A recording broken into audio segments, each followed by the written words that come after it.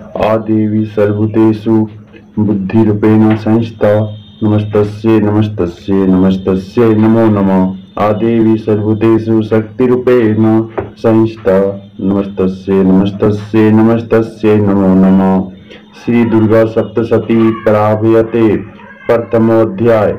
मेधा ऋषि का राजा सूरत और समाधि को भगवती की महिमा बताते हुए मधु केटव वध का प्रसंग सुनाना यह श्री दुर्गा जी का प्रथम चरित्र है। इसके ऋषि ब्रह्मा है, श्री महाकाली जी देवता है, ज्ञात्री छंद नंदी शक्ति दरक्त दंतिका बीच अग्नि तत्व एवं ऋग्वेद स्वरूप है। श्री महाकाली देवी प्रसन्नता के लिए प्रथम चरित्र के जप में इसका विनियोग है। श्री चंडिका देवी जी को नमस्कार है। मार्कंडेय ऋषि बोले, सूर्य के पुत्र सावर्णी जो 8वें मनु कहे गए हैं, अब मैं उनके उत्पन्न होने की कथा विस्तार पूर्वक कहता हूँ, उसको सुनिए। सूर्य के महाभाग सावर्णी जिस प्रकार श्री महामाया की कृपा के द्वारा मनवंतर के अधिपति बने, उस कथा को सुनिए। प्राचीन काल में सवारोचिस मनवंतर में चैत्र वंश में उत्पन्न हुए सूरत नाम की एक राजा थे। उस समय सारी पृथ्वी मंडल पर उन्हीं का अधिकार था। अपनी प्रजा की तो वे अपने औरस पुत्रों की भांति पालन करते थे, फिर भी कोलाविदिवंशी क्षेत्रीय राजा उनके शत्रु बन गए। राजा सूरत की दंड नीति अत्यंत कठोर थी। उसका कोलाविदिवंशियों के साथ युद्ध छिड़ गया। यद्यपि कोलाविदिवंशी संख्या में न्यून थे, फिर भी युद्ध में सूरत उन लोगों से हार गया। तब तो सूरत अपने पूरे में आकर अपने ही देश का राज करने लगा। अब प्रबल शत्रुओं ने फिर भी उसे ना छोड़ा, वहां आकर उस महाभाग पर आक्रमण कर दिया। उस समय सूरत का बल क्षीण हो चुका था। यह देखकर उसकी दुरात्मा दुष्ट एवं बलवान माताओं ने उसके अपने पूर्व में ही सेना कोष आदि सभी कुछ छीन लिया। तब तो जिसका प्रभुत्व छीन चुका था, ऐसा वह अकेला ही घोड़े पर सवार होकर शिकार खेलने के बहाने घने वन में चला गया। वन में जाकर उसने एक ऐसा आश्रम देखा जहाँ की हिंसक जीव भी अपनी स्वाभाविक हिंसा वृत्ति त्याग कर परम शांत थे। वह आश्रम दिव्य और श्रेष्ठ मेधा मुनि का था। उनके शिष्य उस आश्रम की शोभा बढ़ा रहे थे। राजा उस आश्रम में पहुंचा। मुनि ने उसका सत्कार किया। उस मुनि के परम श्रेष्ठ आश्रम पर इधर उधर विचरण करते हुए कुछ समय उसने व्यतीत किया। फिर उसी आश्रम में निवास करते हुए उसके चित्त को राज्य की माता ममता ने आकृष्ट कर लिया। वह विचार करने लगा, ओहो, जिसको मेरे पूर्वज अपूर्व काल से पालते आए, आज वह राज्य मुझसे छीन गया। मेरे ही नौकर दुराचारी हो गए। पता नहीं अब वे लोग धर्म पूर्वक प्रजा की पालन कर रहे होंगे या नहीं। मेरा सूरवीर हाथी जो सदा मध्य की वर्षा करता था, वह मेरे शत्रुओं के अधीन होकर ना जाने किन भोगों को भोग रहा होगा। और जो लोग मुझसे कृपा धन एवं भोजन आदि पाकर नित्य मेरा अनुसरण करते थे, अब वे निश्चय ही दूसरे राजाओं की आज्ञा का पालन करते होंगे। मैंने कितना परिश्रम करके कोष संग्रह किया था, अब उसे फिजूल खर्च करने वाले खर्च करते करते क्या खाली कर डालेंगे। अत्यंत दुख से संचित खजाना क्या सचमुच नष्ट हो जाएगा। इस प्रकार की और भी बातें राजा सतत विचारने लगा। इस प्रकार विचारते विचारते एक दिन विप्रवर मेधा मुनि के आश्रम के पास एक वैश्य को देखा। पास जाकर पूछा कि तुम कौन हो, इस आश्रम पर आने का क्या कारण है? तुम तो शोकग्रस्त एवं उदास दिखाई देते हो, इसका क्या कारण है? या राजा ने प्रेम पूर्वक पूछा। राजा की बात सुनकर वैश्य ने अत्यंत नम्रता से उत्तर दिया। वैश्य बोला, मैं धनवान कुल में उत्पन्न हुआ समाधि नाम का वैश्य हूँ।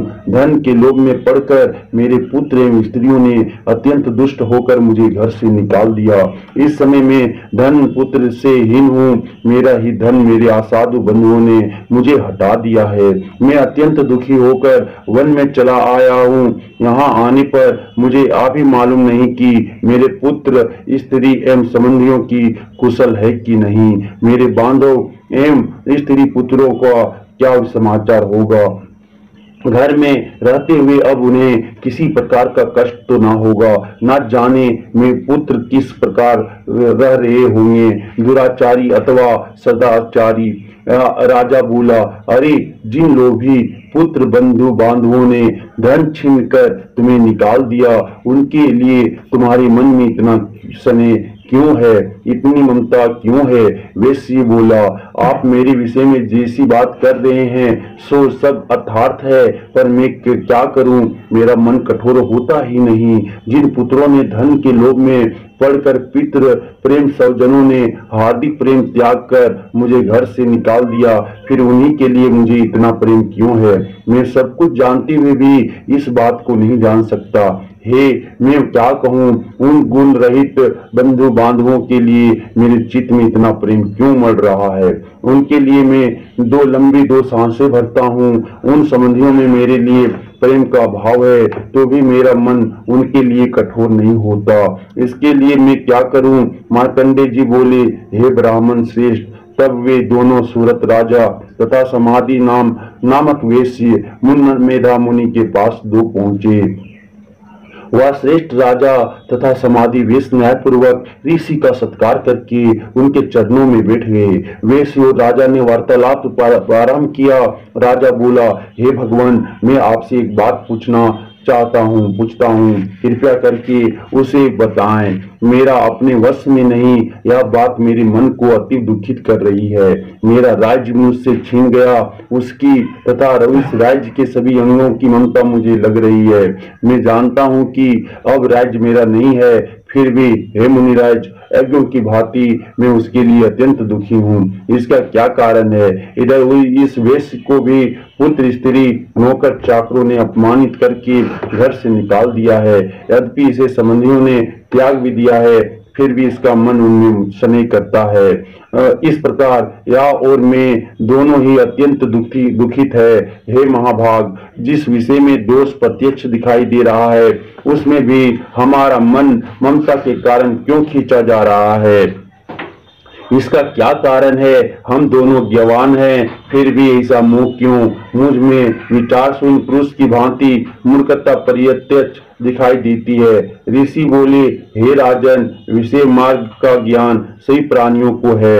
हे महाभाग, विषय भी इसी प्रकार भिन्न भिन्न है। कितने एक प्राणी दिन के अंधे हैं और दूसरे कितने एक रात्रि के अंधे हैं, किंतु कितने एक प्राणी दिन तथा रात्रि में समान दृष्टि के हुआ करते हैं। यह सत्य है कि मनुष्य ज्ञानी होते हैं, किंतु केवल वे लोग ही ज्ञानी नहीं होते।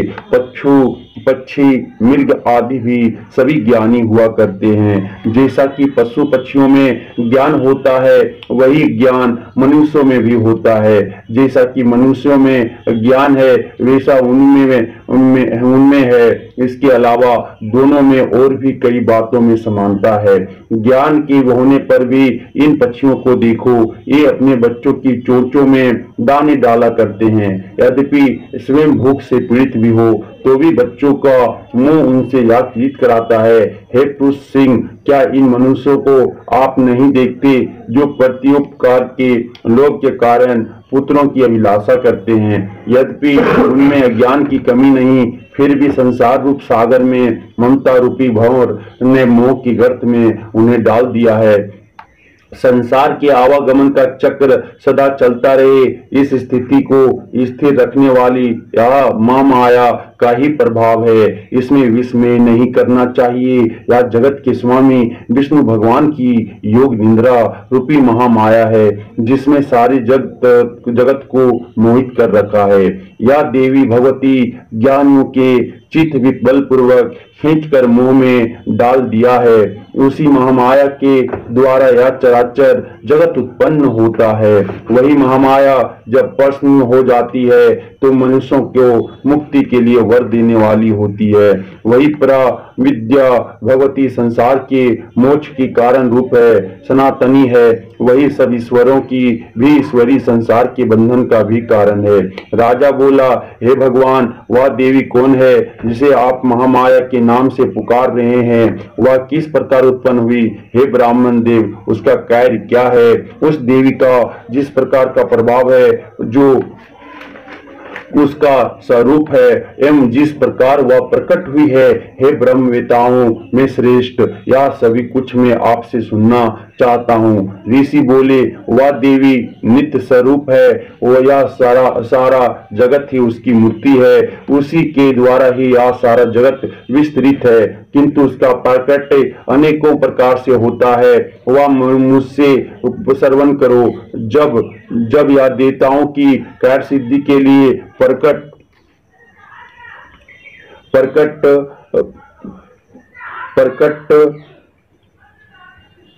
अनेकों प्रकार से होता है, वह मुझसे श्रवण करो। जब यह देवताओं की कार्य सिद्धि के लिए प्रकट होती है, इस समय अजन्मा एवं नित्य होते हुए भी वह देवी प्रकट हुई कहलाती है। हे राजन, कल्प के अंत में जब समस्त संसार प्रलयकालीन समुद्र में निमग्न हो रहा था, तब योग निद्रा का आधार लेकर सारे ब्रह्मांड के स्वामी भगवान शेषनाग की सैया पर सो रहे थे।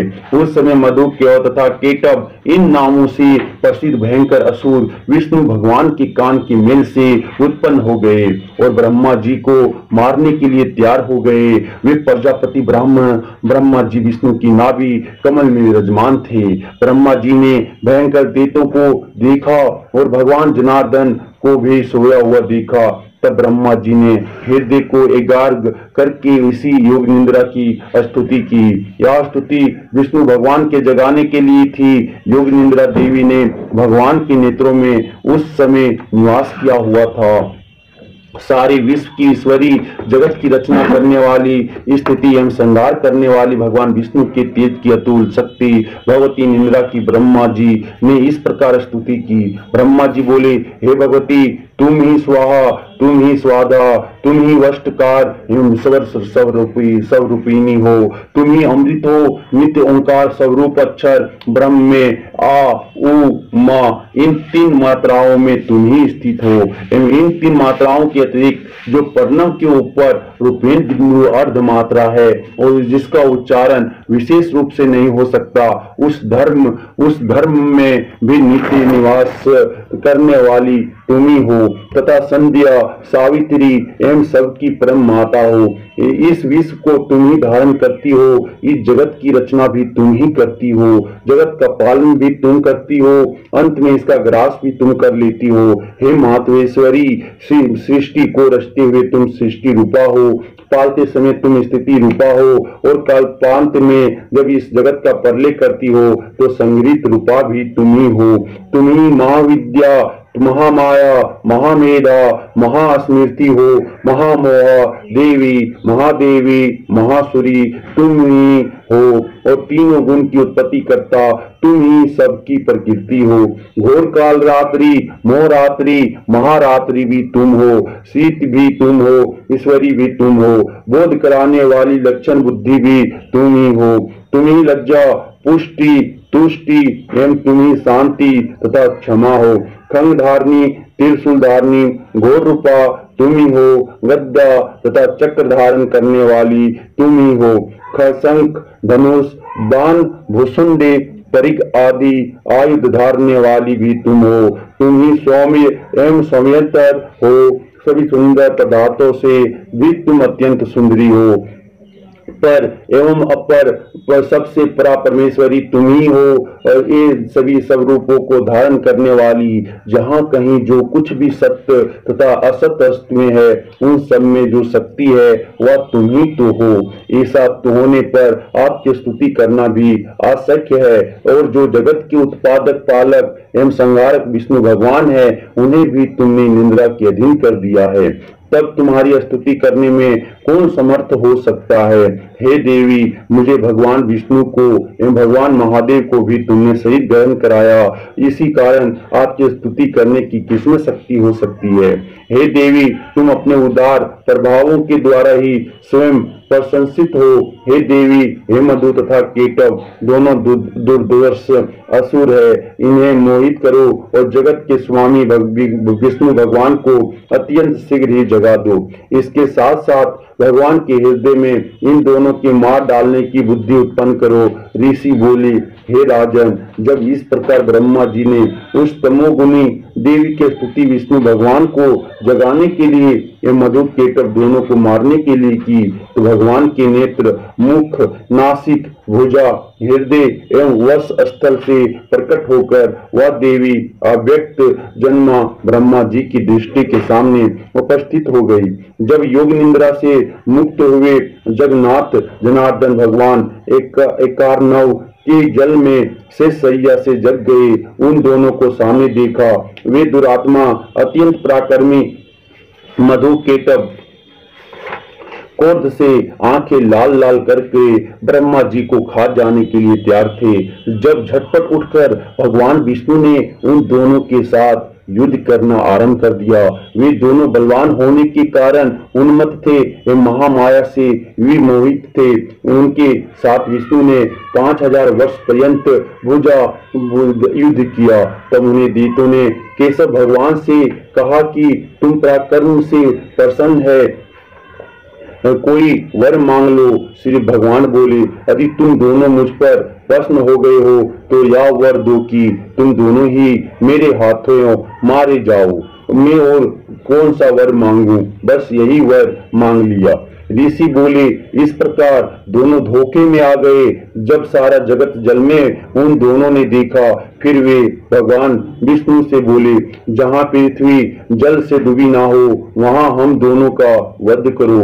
ऋषि बोले, तब तथास्तु, ऐसा ही हो कहकर शंख चक्र गद्दाधारी भगवान ने उन दोनों के सिर अपनी जंघाओं पर रखकर चक्र से काट डाली।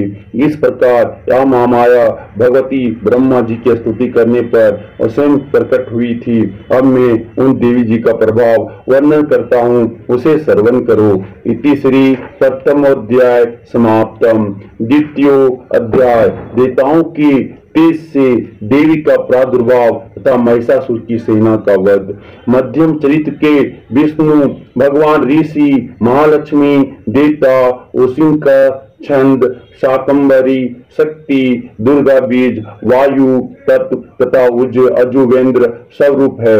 श्री महालक्ष्मी जी की प्रसन्नता के लिए इस मध्यम चरित्र के जप में इसका विनियोग है।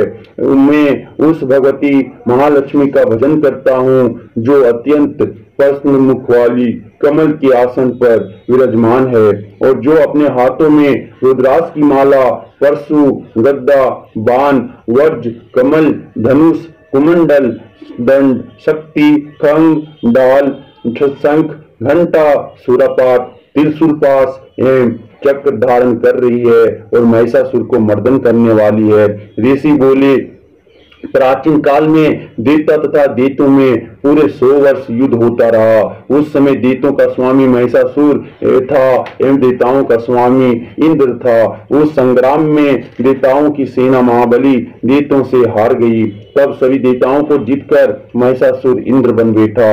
हार खाकर सभी देवता ब्रह्मा जी को अग्रणी बनाकर वहां गए जहां विष्णु तथा शंकर जी विराज रहे थे।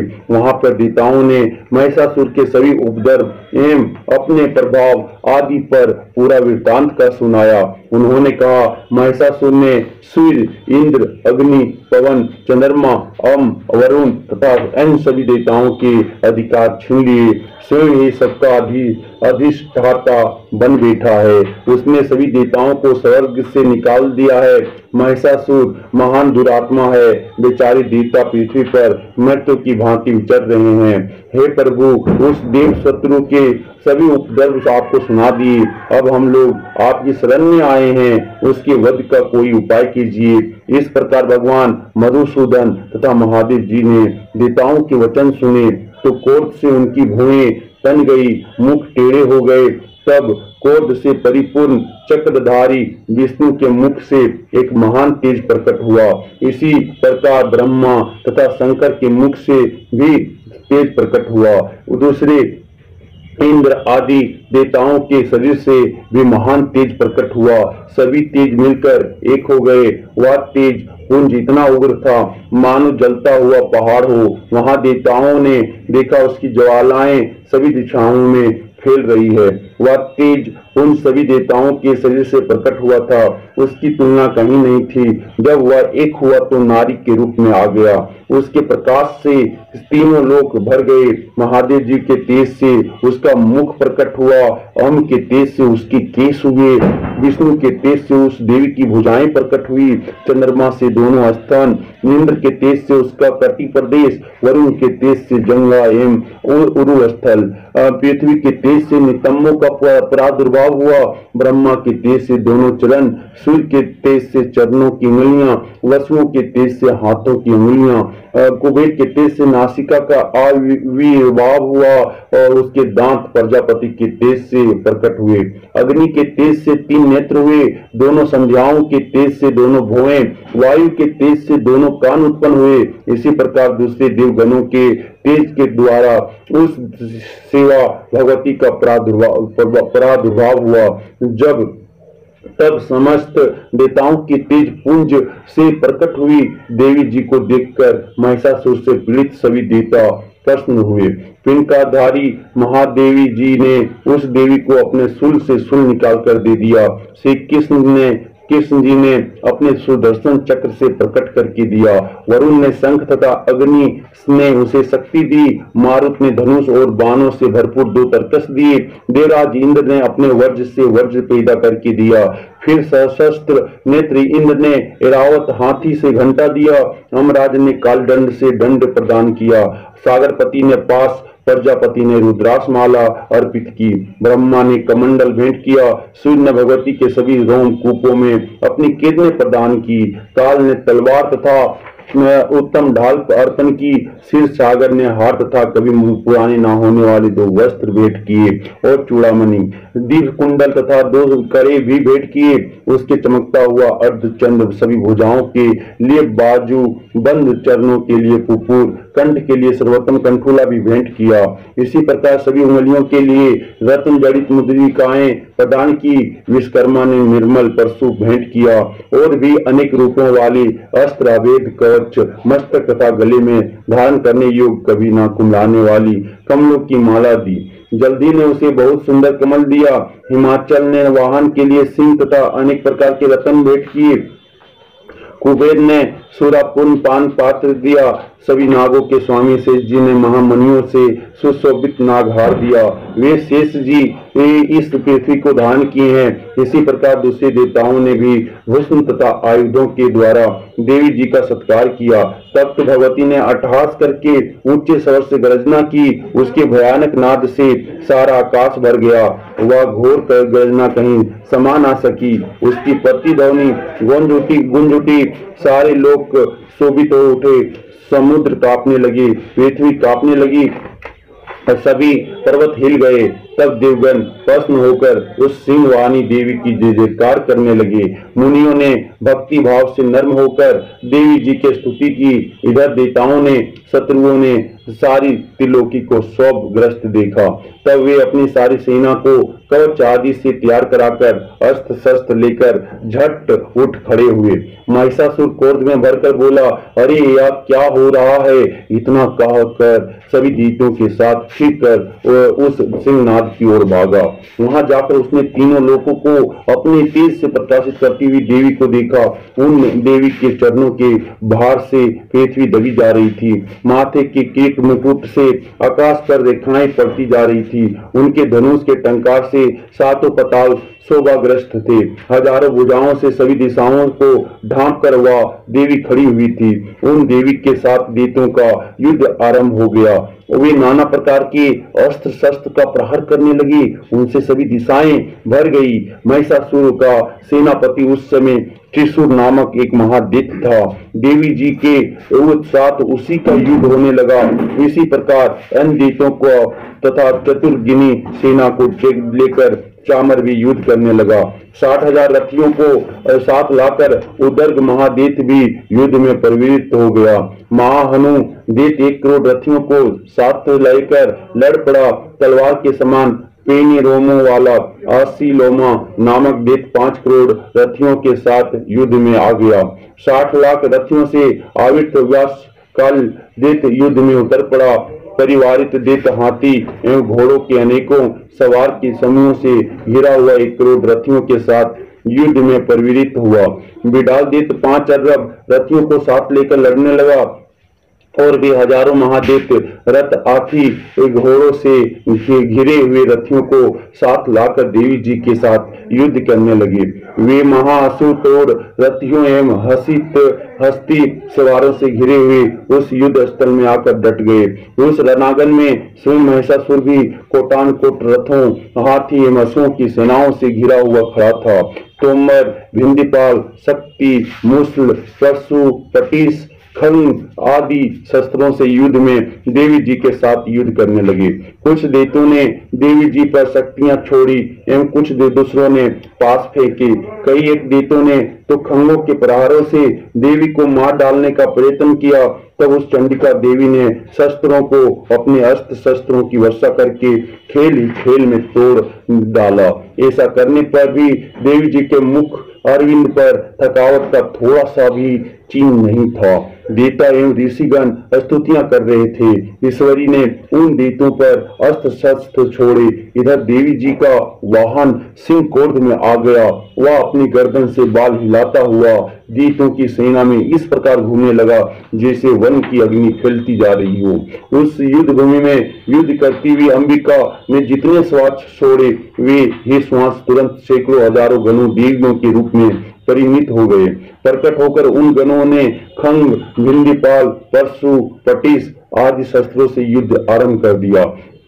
देवी जी की शक्ति से वृद्धि पाकर वे गण दैत्यों का नाश करने लगे। साथ में दूसरे गण नगाड़े, शंख आदि बजाने लगे। महती प्रसन्नता देने वाली उस युद्ध रूपी उत्सव में तो कुछ एक ने मृदंग बजाए। तब देवी जी ने त्रिशूल, गद्दा और शक्तियों की वर्षा से तथा तलवार आदि शस्त्रों से सैकड़ों महान असुर को मार डाले। अन्य कितने एक दैत्यों को घंटा के भयप्रद नाद से मूर्छित करके मार कर गिरा दिया। मरे हुए दैत्यों को पास में बांधकर पृथ्वी पर घसीट डाला। इसी प्रकार दूसरे दैत्यों के तेज तलवार के प्रहारों से 2-2 टुकड़े कर डाले। कितने एक तो गद्दा की चोट से घायल होकर पृथ्वी पर सो गए। मुसलों के प्रहार से कई रुधिर वमन करने लगे एवं कई एक शूल द्वारा वश स्थल फट जाने से पृथ्वी पर गिर पड़े। कितने एक दैत्य बाणों की वर्षा द्वारा युद्ध भूमि में काट गिराए। सैनबाज पक्षी की भांति आक्रमण करने वाली देव शत्रु दैत्य प्राण छोड़ने लगे। कितने एक दैत्यों की भुजाएं कट गई, दूसरों की गिरवाएं छीन भिन हो गई। कई दैत्यों के सिर कट गए, दूसरे मध्य के विदीर्ण हो गए। कुछ दैत्यों की जंघाएं कट गई और पृथ्वी पर गिर गए और कुछ एक दैत्यों को तो एक भुजा, एक आंख, एक पांव वाला करके 2-2 टुकड़े कर डाला। कितने एक तो सिरों के कट जाने पर भी फिर उठ खड़े हुए। तीक्ष्ण आयुध लेकर वे कमल छड़ की धड़ की ही देवी जी से लड़ने लगे। कई एक धड़ नगारों के ले ताल पर नाचने लगे। सिर कटे कितने एक धड़ में तलवार, शक्तियां और रिष्टियां लेकर घूम रहे थे और कई एक महासुर देवी को ठहर जा आ कर ललकारने लगे। मार मार के गिराए हुए रथी घोड़े एवं असुरों की लाशों के द्वारा जहां महायुद्ध हो रहा था वहां पृथ्वी पर इस प्रकार भर गई कि आना जाना कठिन हो गया। वहां सेना एवं असुरों के रुधिरपात से रुधिर की बड़ी बड़ी नदियां चलने लगी। जगदम्बा जी ने एक क्षण में ही दैत्यों की महती सेना का इस प्रकार नाश कर दिया जैसे कि लकड़ियों की बड़ी ढेर को अग्नि जला देती है। देवी का वाहन सिंह अपने बालों को छटकाता हुआ बड़ी गर्जना करता हुआ दैत्यों के शरीर से मानो प्राण ही चून रहे हो इस प्रकार घूमने लगा। देवी जी ने उन गणों ने महाअसुरों के साथ बड़ा युद्ध किया, जिससे देवता प्रसन्न होकर आकाश के पुष्पों की वर्षा करने लगे। इति श्री द्वितीयोध्याय समाप्तम। तृतीयोध्याय सेनापतियों सहित महिषासुर का वध। जिन जगदम्बा के अंगों की कांति हजारों उदय काल के सूर्यों के समान है, जो लाल रंग की रेशमी साड़ी धारण किए हैं, जिनके कंठ में मुंडों की माला है, जिनकी दोनों पैधरों पर रुधिर वर्ण रक्त चंदन का लेप लग रहा है, कमल समान हाथों में जपने की माला है, जो विद्या व्यय एवं वर नामक मुद्राएं धारण कर रही हैं, जिनके मुख अरविंद की शोभा 3 नेत्रों से विकसित है, सिर पर चंद्रमा के साथ ही रतन जड़ित मुकुट सुशोभित है, कमल पर विराजमान उन देविका में कि मैं सादर पूर्वक वंदना करता हूँ। ऋषि बोले, महासुर त्रिशूर सेनापति ने जब देखा कि यह सेना तो इस प्रकार मारी जा रही है, तब उसे बड़ा क्रोध उत्पन्न हो गया। वह स्वयं ही अंबिका के साथ युद्ध करने चल पड़ा। युद्ध में जाकर उसने देवी जी पर बाणों की इस प्रकार वर्षा की, जैसे कि मेघ मेरु पर्वत की चोटी पर जल धारा बरसा रहा हो। तब देवी ने उसके बाण समूह की खेल ही खेल में काट दिया। फिर बाणों द्वारा उसके सारथी तथा घोड़ों को मार डाला। फिर शीघ्र ही उसका धनुष और ऊंची लहराती हुई ध्वजा काट कर गिरा दिए। तब उसका धनुष कट चुका, तब अपने बाणों से उसके अंग बिंद डाली, जिसका सारथी एवं घोड़े मर चुके थे और धनुष भी कट चुका था। ऐसा त्रिशूर दित बिना रथ पैदल ही तलवार ढाल लेकर देवी की ओर दौड़ा। उसने तेज तलवार से सिंह पर जाते ही प्रहार कर दिया। फिर देवी जी की वाम भुजा पर बड़ी जोर से प्रहार किया। हे राजन, ज्यों ही उसकी तलवार देवी की भुजा पर पड़ी, त्यों ही टूट गई। सॉरी। फिर तो असुर ने क्रोध से आंखें लाल लाल करके शूल ले लिया। भद्रकाली जी पर उस दैत्य ने वह शूल चढ़ा दिया। वह शूल इस प्रकार चमका जैसे कि आकाश से सूर्यमंडल गिर रहा हो। देवी जी ने अपनी ओर आते हुए शूल को देखकर उस पर अपना शूल चला दिया, जिससे वह शूल सैकड़ों टुकड़े हो गया।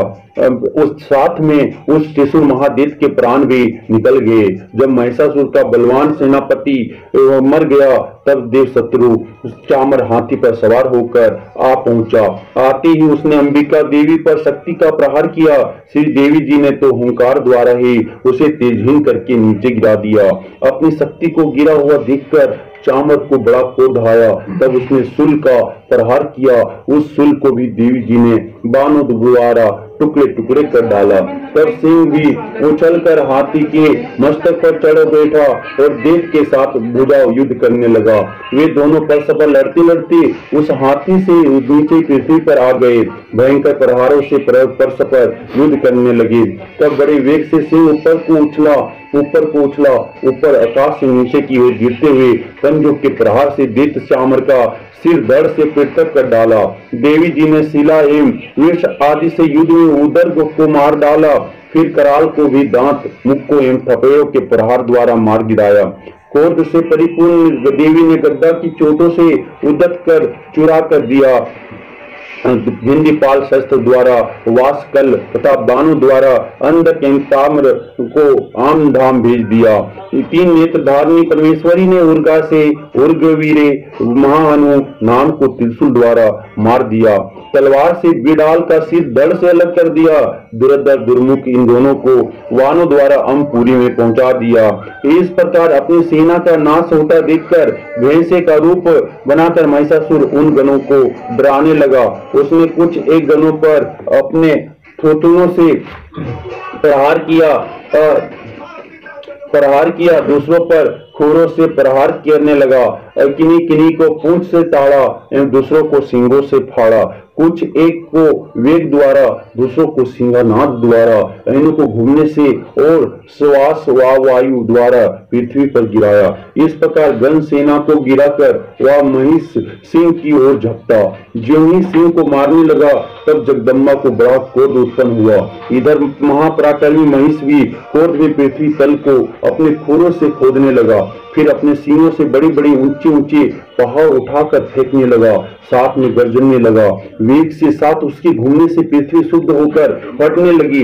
उसने पूंछ से समुद्र पर प्रहार किया, जिससे शुद्ध होकर समुद्र पृथ्वी को चारों ओर से डुबाने लगा। चलायमान होते हुए सिंहों के द्वारा छिन्न भिन्न होकर बादल फट गए। उसके श्वासों की कठोर वायु से उड़ते हुए सैकड़ों पर्वत आकाश से गिरने लगे। इस प्रकार क्रोधपूर्ण उस महादैत्य को अपनी ओर आता देखकर चंडिका उसे मारने के लिए क्रोध में भर गई। कुपिता चंडिका ने उसकी ओर पास फेंका, उसके द्वारा उस दैत्य को बांध लिया। तब तो महायुद्ध में फंसे हुए उस दैत्य ने अपना महिष भैंस का रूप धारण त्याग दिया। वह झटपट सिंह के रूप में आ गया। जो ही चंडिका उसका सिर काटने लगी तो वह तलवार हाथ में लिए पुरुष दिखाई देने लगा। तब शीघ्रता से तलवार ढाल वाले उस पुरुष को अपने बाणों से देवी ने बिंद डाला। तब वह एक बड़ा हाथी हो आया, अपनी सूंड से उस महान सिंह को खींचकर गरजने लगा। उसके खींचते समय खंग द्वारा देवी ने उसकी सूंड को काट दिया। तब वह महादैत्य ने भैंस के रूप में आ गया और उसी प्रकार फिर चराचर त्रिलोकी को सताने लगा। उस समय जगत माता चंडिका क्रोध में आकर उत्तम मधुपान करने लगी और लाल नेत्र करके हंसने लगी। वह दैत्य भी बल पराक्रम के मध्य में उन्मत्त होकर गरजने लगा। अपने सींगों से उठाकर पहाड़ देवी की ओर फेंकने लगा। देवी जी ने भी अपने बाणों के समूह से उसे फेंके हुए पर्वतों को चूर चूर कर दिया। तब सुरापान की मध्य के कारण लाल मुख वाली चंडिका जी ने उस अस्त व्यस्त शब्दों में कहा। देवी जी बोली, हे मूढ़, जब तक कि मैं मधुपान कर लूं तब तक तू क्षण भर के लिए गरज ले। मेरे द्वारा संग्राम भूमि में तेरा वध हो जाने पर शीघ्र ही देवता भी गरजने लगेंगे। ऋषि बोले। इस प्रकार कहकर देवी जी उड़कर उस महादैत्य पर चढ़ गई। पांव से दबाकर दैत्य के कंठ पर त्रिशूल से आघात कर किया। देवी जी के पांव से दबे हुए उस दैत्य ने अपने मुख से बाहर निकलने का प्रयत्न दूसरे रूप से किया। अभी आधा निकला था कि देवी जी ने अपने पराक्रम द्वारा वहीं रोक लिया। आधा निकलकर भी उस दैत्य ने युद्ध करना आरंभ किया। तब देवी जी ने अपनी तलवार से उसका सिर काटकर नीचे गिरा दिया। दैत्य सेना हाहाकार करने लगी। तब उस सारी सेना को भी देवी जी ने नष्ट कर दिया। सभी देवता अत्यंत प्रसन्न हुए। दिव्य महिषियों के साथ देवता लोगों ने उस देवी की स्तुतियां की। गंधर्व राज गायन करने लगे, अप्सराएं नाचने लगी। इति श्री तृतीयोऽध्याय समाप्तम। चतुर्थोऽध्याय इंद्रादि देवताओं द्वारा देवी की स्तुति। काली बादलों के समान श्याम अंगों वाली, अपनी कटासों से शत्रु समूह को भयभीत करने वाली, मस्तक पर चंद्र रेखा से शोभायमान, हाथों में शंख चक्र तलवार तथा त्रिशूल धारण करने वाली, 3 नेत्रों वाली, सिंह के कंधे पर विराजमान, अपने तेज से तीनों लोगों को परिपूर्ण करती हुई, देवताओं से घिरी हुई, सिद्धि की कामना से सिद्ध लोग जिनकी सेवा किया करते हैं, उन जया नामनी दुर्गा देवी का ध्यान करना चाहिए। ऋषि बोले, अत्यंत पराक्रमी दुरात्मा महिषासुर एवं उसकी सेना के देवी द्वारा मारे जाने पर इंद्र आदि देवतागण हर्ष के कारण जिनके रोंगटे खड़े हो गए थे और शरीर भी सुंदर हो गए थे, प्रणाम के लिए गर्दने तथा कंधे झुकाकर उत्तम वचनों से देवी जी की स्तुति करने लगे। जिन देवी जी ने अपनी शक्ति से सारे जगत को व्याप्त कर लिया है, जिनका स्वरूप सभी देवताओं की शक्तियों का समूह है, सभी देवता एवं महर्षि जिनकी पूजा किया करते हैं, उन अंबिका देवी जी को हम प्रणाम करते हैं। वे देवी हमारा कल्याण करे, जिनके अतुल प्रभाव एवं बल को भगवान शेषनाग, ब्रह्मा तथा महादेव जी भी वे नहीं कर सकती। वही चंडिका देवी सारे जगत की पालना के लिए तथा अमंगल के भय के नाश के लिए विचार करें। जो श्री स्वरूपिणी पुण्य आत्माओं के घरों में तो लक्ष्मी स्वरूप है, पापियों के घरों में दरिद्रता, पवित्र बुद्धि वालों के हृदय में बुद्धि, श्रेष्ठ पुरुषों के यहाँ श्रद्धा, कुलीन जनों में लज्जा स्वरूपिणी इस प्रकार की है देवी जी। हम आपको प्रणाम करते हैं। हे भगवती, आप विश्व का पालन करें। हे मातेश्वरी, आपके इस अचिंत्य रूप का असुरों के छेद करने वाली आपके महान पराक्रम का एवं देवता तथा असुरों के सामने संग्राम में किए गए आपके अद्भुत चरित्रों को वर्णन हम किस प्रकार कर सकते हैं। हे भगवती, जगत के कारण रूप को हो सत्व रज तुम इन तीनों गुणों वाली होते हुए भी आप अयज्ञ हो। दोषों के कारण हम लोग आपको जान ही नहीं सकते। हम तो क्या भगवान विष्णु और शिव जी भी आपका पार नहीं पा सकते। आप सबको आश्रय हो एवं आप ही आद्य अव्याकृता परा प्रकृति हो। हे देवी जी, सभी यज्ञों में जिसके उच्चारण करने से सभी देवता तृप्त होते हैं वह स्वाहा आप ही हो एवं पितरों की तृप्ति का कारण भी आप हो।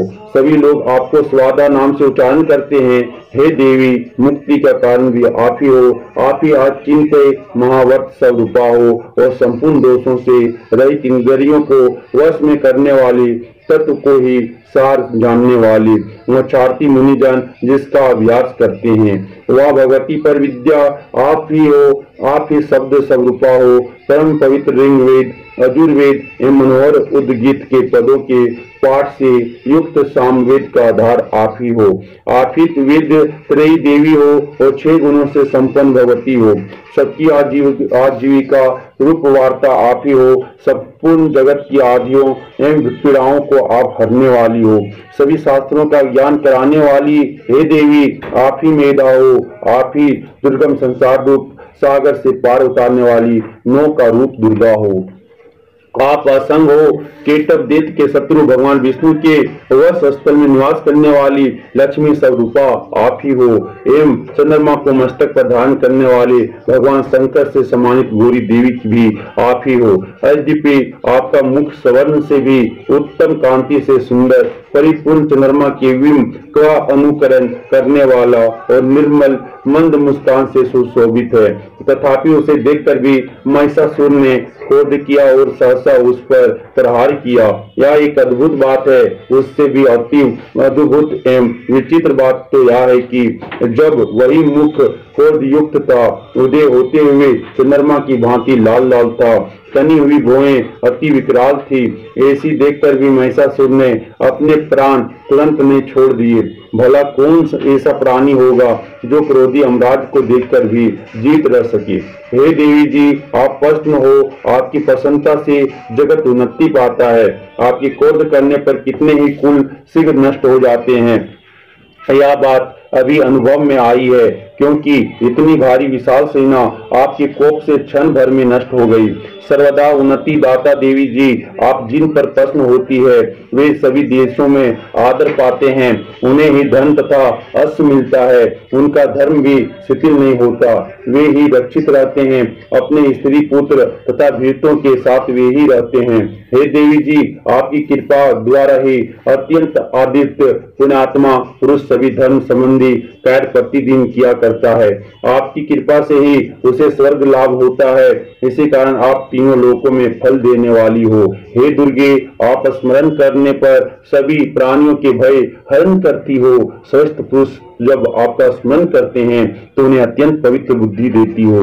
दरिद्रता, दुख एवं भय हरने वाली हे देवी जी, आपसे बढ़कर और कौन है। आप ही सबके उपकार करने वाली और सर्वदा दयामयी हो। इन राक्षसों के वध करने से जगत सुखी हो। हे राक्षस भी नरक के लिए चिरकाल तक भले ही पाप करते रहे हो। संग्राम में इनका वध आपने इसलिए किया कि आप स्वर्ग में चले जाएं। यही मन में रखकर हे देवी जी, आप पापियों का वध करती हो। हे देवी जी, आप असुरों को केवल देखने मात्र से भस्म क्यों नहीं करती। शत्रुओं पर शस्त्रों का प्रहार क्यों करती हो। इसका भी कारण है कि शत्रुघ्न मेरा शस्त्रों से पवित्र होकर उत्तम लोकों में मरकर पहुंचे। इस प्रकार आपके यह विचार अति उत्तम है। असुरों की आंखों तो आपकी तलवार की युग तेज पुंज की झलक से त्रिशूल की भयंकर चमक से चौंधिया कर नष्ट क्यों नहीं हो जाती। इसका भी एक कारण है। उन असुरों की आंखें तो आपके सुंदर चंद्र व्यूम के समान मुख को देखने में लगी रहती है। हे देवी जी, आपका शील स्वभाव दुराचारियों के दुष्ट स्वभाव को निवृत्त करने वाला है। आपका रूप अचिंत्य है और उसकी अन्य किसी के साथ तुलना नहीं हो सकती। आपका पराक्रम तो देवताओं के पराक्रम को नष्ट करने वाले दैत्यों का नाश करने वाला है। इसी प्रकार आप शत्रुओं पर भी दया किया करती हो। आपके पराक्रम की तुलना हे देवी किसके साथ हो सकती है। आपका रूप भी तो परम मनोहर है, परंतु शत्रुओं को भयदायक है। इस प्रकार का रूप है और है कहाँ। आपके चित्त में तो कृपा रहती है और युद्ध में कठोरपन, ऐसा देखा गया है। हे वरदायिनी, त्रिलोकी भर में यह दोनों बातें आप में ही दिखाई देती है। देवी जी शत्रुओं का नाश करके इस सारी त्रिलोकी की आपने रक्षा की। संग्राम भूमि में उन दैत्यों का विनाश करके उन्हें स्वर्ग में पहुंचा दिया और वह हमारा भय भी आपने दूर कर दिया, जो कि हमें उन्मत्त दानवद्राय करते थे। हे माता, आपको नमस्कार हो। हे देवी, आप शूल से हमारी रक्षा करें। हे अंबिके, खंग से हमारी रक्षा करें एवं घंटा के शब्द तथा धनुष के टंकार से भी हमारी रक्षा कीजिए। हे चंडिके, पूर्व पश्चिम और दक्षिण दिशा में हमारी रक्षा करें। अपने त्रिशूल को घुमा घुमा कर उत्तर में भी हमारा रक्षा कीजिए। हे माता, त्रिलोकी भर में आपकी अत्यंत सुंदर तथा भयंकर रूप फिरते रहते हैं, उनसे भी हमारी तथा संसार की रक्षा करिए। हे अंबिके, आपके हाथों में खंग, शूल, गद्दा आदि जितने भी अस्त्र हैं, उन सब से एक प्रकार हमारी रक्षा करो। ऋषि बोले। इस प्रकार देवी जी की देवताओं ने स्तुति की और नंदन वन में उत्पन्न हुए फूलों तथा गंध, चंदन आदि से जगत की माता की पूजा की। सभी देवताओं ने भक्ति दिव्य धूपों द्वारा अर्चना की, फिर प्रणाम करने लगे। तब देवी प्रश्न मुख होकर उन देवताओं से बोली। देवी कहने लगी, हे देवताओं, अपनी अभिलाषा के अनुसार आप सब हमसे वर मांगो। देवता बोले, हे भगवती, आपने तो हमारी सभी कामनाएं पूर्ण कर दी, कुछ भी बाकी नहीं है। हमारे इस शत्रु महिषासुर का आपने वध कर दिया, फिर भी यदि प्रसन्नता पूर्वक हमें वर देना चाहती हो तो मात तो या वर दीजिए कि जब जब भी हम आपका स्मरण करें तब तब हमारी बड़ी बड़ी आपत्तियां दूर करें। हे प्रश्नवर्धने मातवेश्वरी, जो भी मनुष्य इन स्तुतियों द्वारा आपकी स्तुति करे उसे वित्त रिद्धि वैभव दीजिए, साथ में उसके धन कलत्र आदि संपत्ति भी की भी वृद्धि कीजिए। हे अंबिके, हम पर सदा प्रसन्न रहिए। ऋषि बोले, राजन, जब देवताओं ने अपने तथा जगत के कल्याण के लिए इस प्रकार वर मांगा तब उन्हें तथास्तु कहकर भद्रकाली अंतर ध्यान हो गई। हे राजन, पूर्व काल में तीनों लोकों का हित चाहने वाली देवी का देवताओं के शरीर से जैसा प्रकट हुआ वह सारी कथा मैंने कह सुनाई। अब पुनः जिस प्रकार गौरी देवी के शरीर से वह देवी प्रकट हुई और दुष्ट देवताओं के तथा शुंभ निशुंभ के वध के लिए देवताओं का उपकार करने वाली देवी ने जगत की रक्षा के लिए जो चरित्र किया वह सब सुनाता हूँ, से श्रवण कीजिए। इति श्री चतुर्थ अध्याय समाप्तम। पंचमो अध्याय देवताओं द्वारा देवी की स्तुति। चंड मुंड के मुख से अंबिका के रूप की प्रशंसा सुनकर शुंभ का उनके पास दूत भेजना और दूत का निराश लौटना। इस प्रकार चरित्र के रुद्र ऋषि है, महासरस्वती देवता है, अनुष्टुप संध है, भीमा भक्ति है, शक्ति है, भारमदी बीज है, सूर्य तत्व है, सामवेद स्वरूप है। श्री महासरस्वती की प्रीति के अर्थ इसका विनियोग है। जिनके हस्त कमलों में घंटा, शूल, हल, शंख, मुसल, चक्र, धनुष, बाण शोभित है, जिनकी कांति शरद ऋतु के शोभायमान चंद्रमा के समान है, जो गौरी की देह से उत्पन्न हुई है, तीनों जगत का आधार रूप, शुंभ आदि देवों का नाश करने वाली उन महासरस्वती देवी का मैं भजन करता हूँ। ऋषि बोले, प्राचीन समय में शुंभ निशुंभ दोनों असुरों ने बल के मध्य में आकर इंद्र का त्रिलोकी का राज्य और यज्ञों के भाग छीन लिए। उन्हीं दोनों ने सूर्य, चंद्रमा, कुबेर, वरुण का अधिकार पा लिया। वायु एवं अग्नि का काम भी वे ही करने लगे। देवताओं को अपमानित, पराजित एवं राज्य भ्रष्ट करके स्वर्ग से निकाल दिया, जिनके अधिकार उन दो असुरों ने छीन लिए थे। वे पराजित देवता अपराजित देवी का स्मरण करने लगे कि उस देवी ने तो हमें वर दिया हुआ है कि आपत्ति काल में मेरा स्मरण करने पर तुम्हारे महान संकट क्षण भर में दूर कर दूंगी। यही वर विचार करके पर्वतराज हिमालय पर सभी देवता पहुंचे। वहां विष्णु माया भगवती की स्तुति करने लगे। देवता बोले, देवी एवं महादेवी को नमस्कार हो, शिवा का सदा नमस्कार हो, प्रकृति भरदा को नमस्कार हो। हम सनियम उस भगवती को प्रणाम करते हैं। रुद्र रूपा को नमस्कार हो, नित्य स्वरूपा गौरी धात्री को नमो नमः हो। तीर्थ सना रूपिणी चंद्र स्वरूपा सुखमयी देवी को निरंतर नमो नमः। कल्याणी प्रणाम करने वालों की उन्नति कराने वाली सिद्धि स्वरूपा देवी को नमस्कार हो। देवों की लक्ष्मी राजलक्ष्मी शंकर पत्नी माता जी को नमो नमः।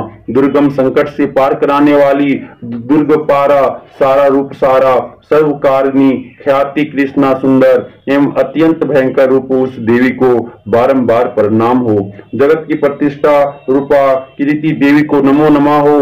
जो देवी संपूर्ण प्राणियों में विष्णु माया इस नाम से शब्दित है, उसे धर्मा देवी को नमस्कार हो।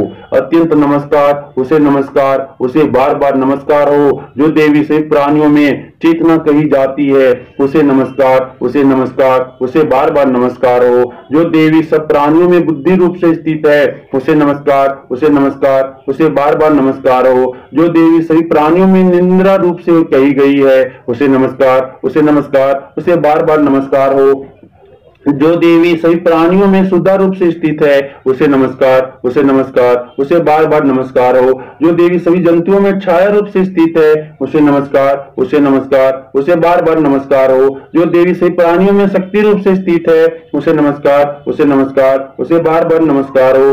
जो देवी सभी प्राणियों में तृष्णा रूप से स्थित है, उसे नमस्कार उसे बार बार नमस्कार हो। जो देवी सभी प्राणियों में समा रूप से स्थित है, उसे नमस्कार उसे बार बार नमस्कार हो। जो देवी सभी जंतुओं में जाति रूप से स्थित है, उसे नमस्कार उसे बार बार नमस्कार हो। जो देवी सभी प्राणियों में लज्जा रूप से स्थित है, उसे नमस्कार उसे बार बार नमस्कार हो। जो देवी सभी प्राणियों में शांति रूप से स्थित है, उसे नमस्कार उसे बार बार नमस्कार हो। जो देवी सब प्राणियों में श्रद्धा रूप से स्थित है, उसे नमस्कार उसे बार बार नमस्कार हो। जो देवी सभी प्राणियों में कांति रूप से स्थित है, उसे नमस्कार उसे बार बार नमस्कार हो। जो देवी सभी प्राणियों में लक्ष्मी रूप से स्थित है, उसे नमस्कार उसे बार बार नमस्कार हो। जो देवी सभी प्राणियों में वृत्ति रूप से स्थित है, उसे नमस्कार उसे बार बार नमस्कार हो। जो देवी सभी प्राणियों में स्मृति रूप से स्थित है, उसे नमस्कार उसे बार बार नमस्कार हो। जो देवी सभी प्राणियों में दया रूप से स्थित है,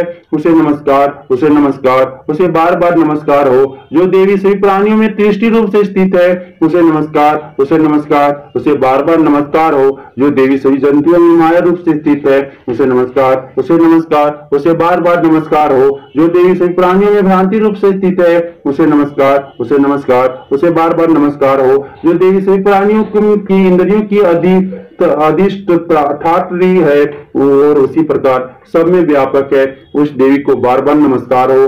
जो देवी सारे जगत में व्यापक होकर चैतन्य रूप से स्थित है, उसे नमस्कार उसे बार बार नमस्कार हो।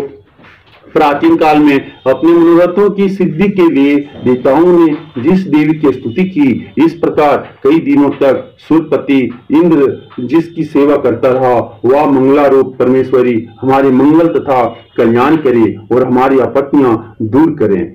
दुष्ट देवों से संतापित हम संपूर्ण देवता जिस भगवती ईश्वरी को अब नमस्कार कर रहे हैं और जो भगवती पूर्वक निर्मलता के स्वरूप मनुष्यों द्वारा स्मरण की जाती है, उनकी सभी विपत्तियां का नाश कर देती है, वहीं देवी हमारी भी विपत्तियां दूर करे।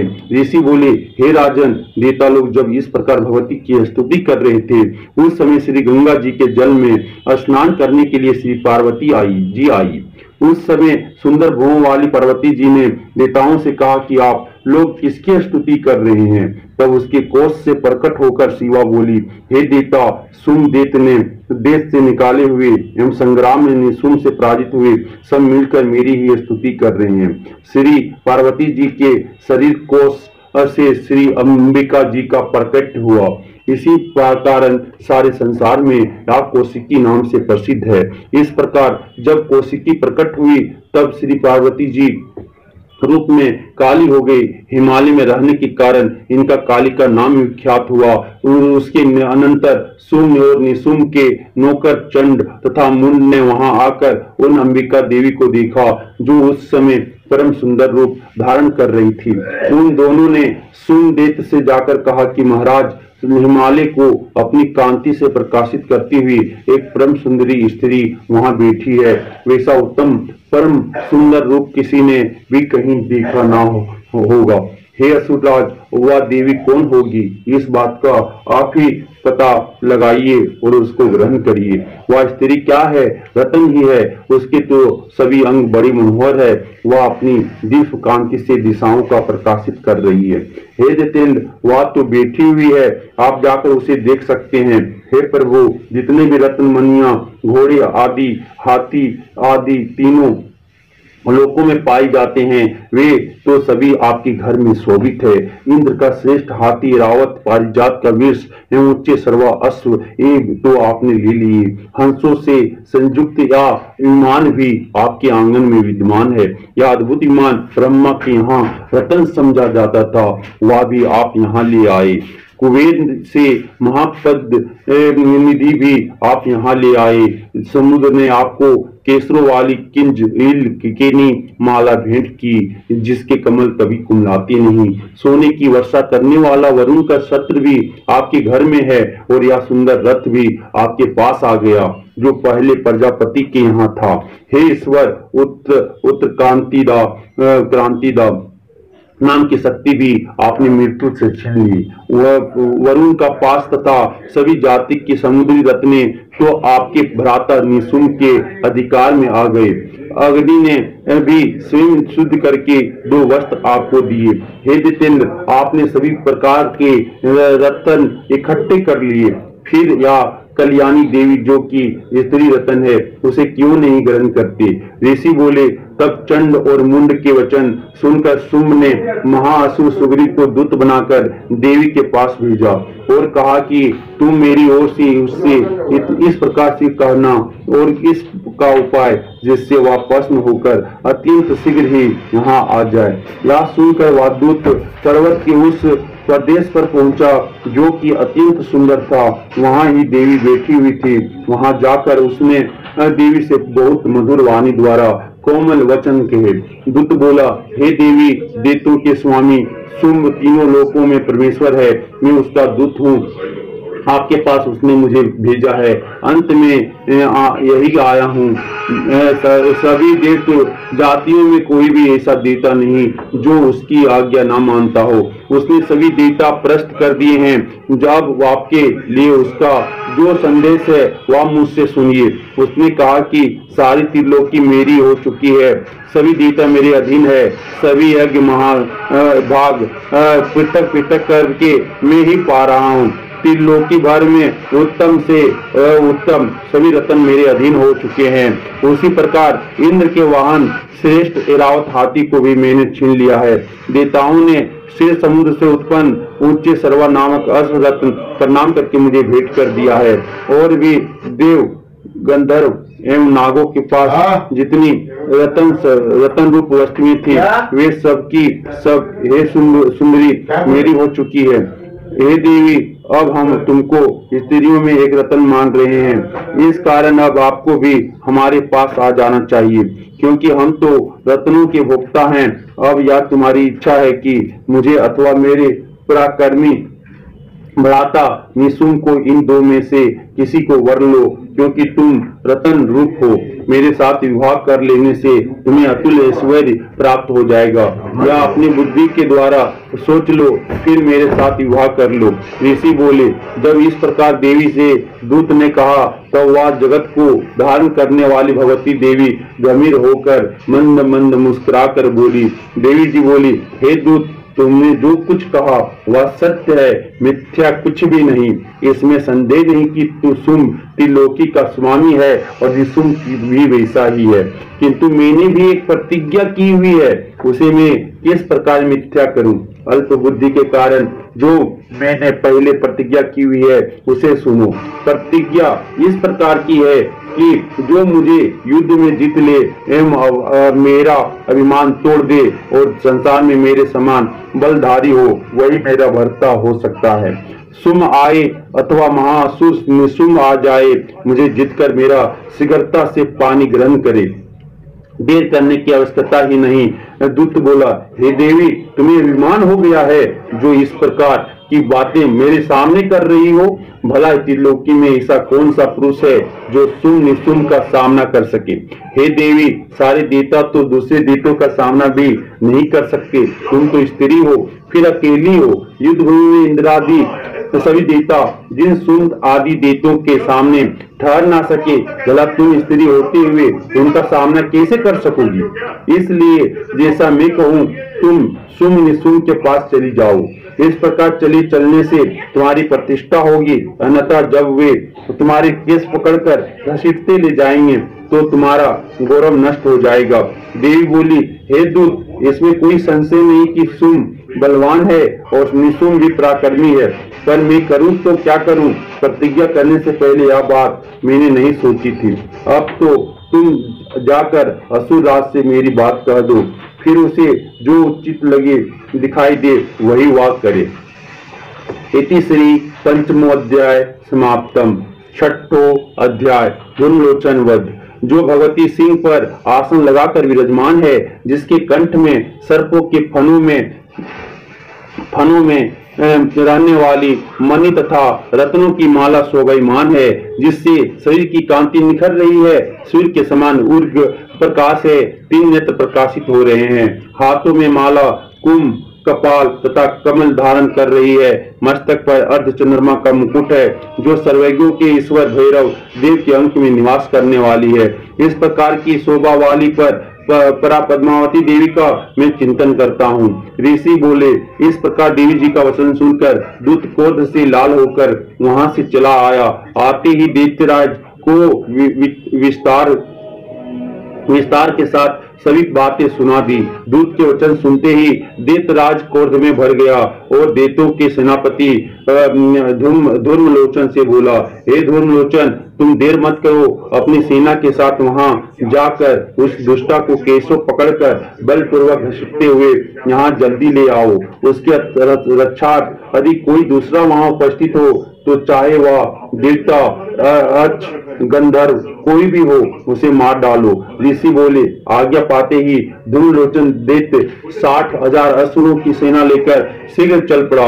वहां पहुंचकर उसने हिमालय पर विराजमान देवी को देखा और ऊंची आवाज से बोला, अरे तू सुम निशुम के पास चल। यदि अब भी प्रसन्नता पूर्वक मेरे स्वामी के पास नहीं चलेगी तो स्मरण रख कि तुझे बालों को पकड़कर घसीटते हुए बलपूर्वक मैं ले जाऊंगा।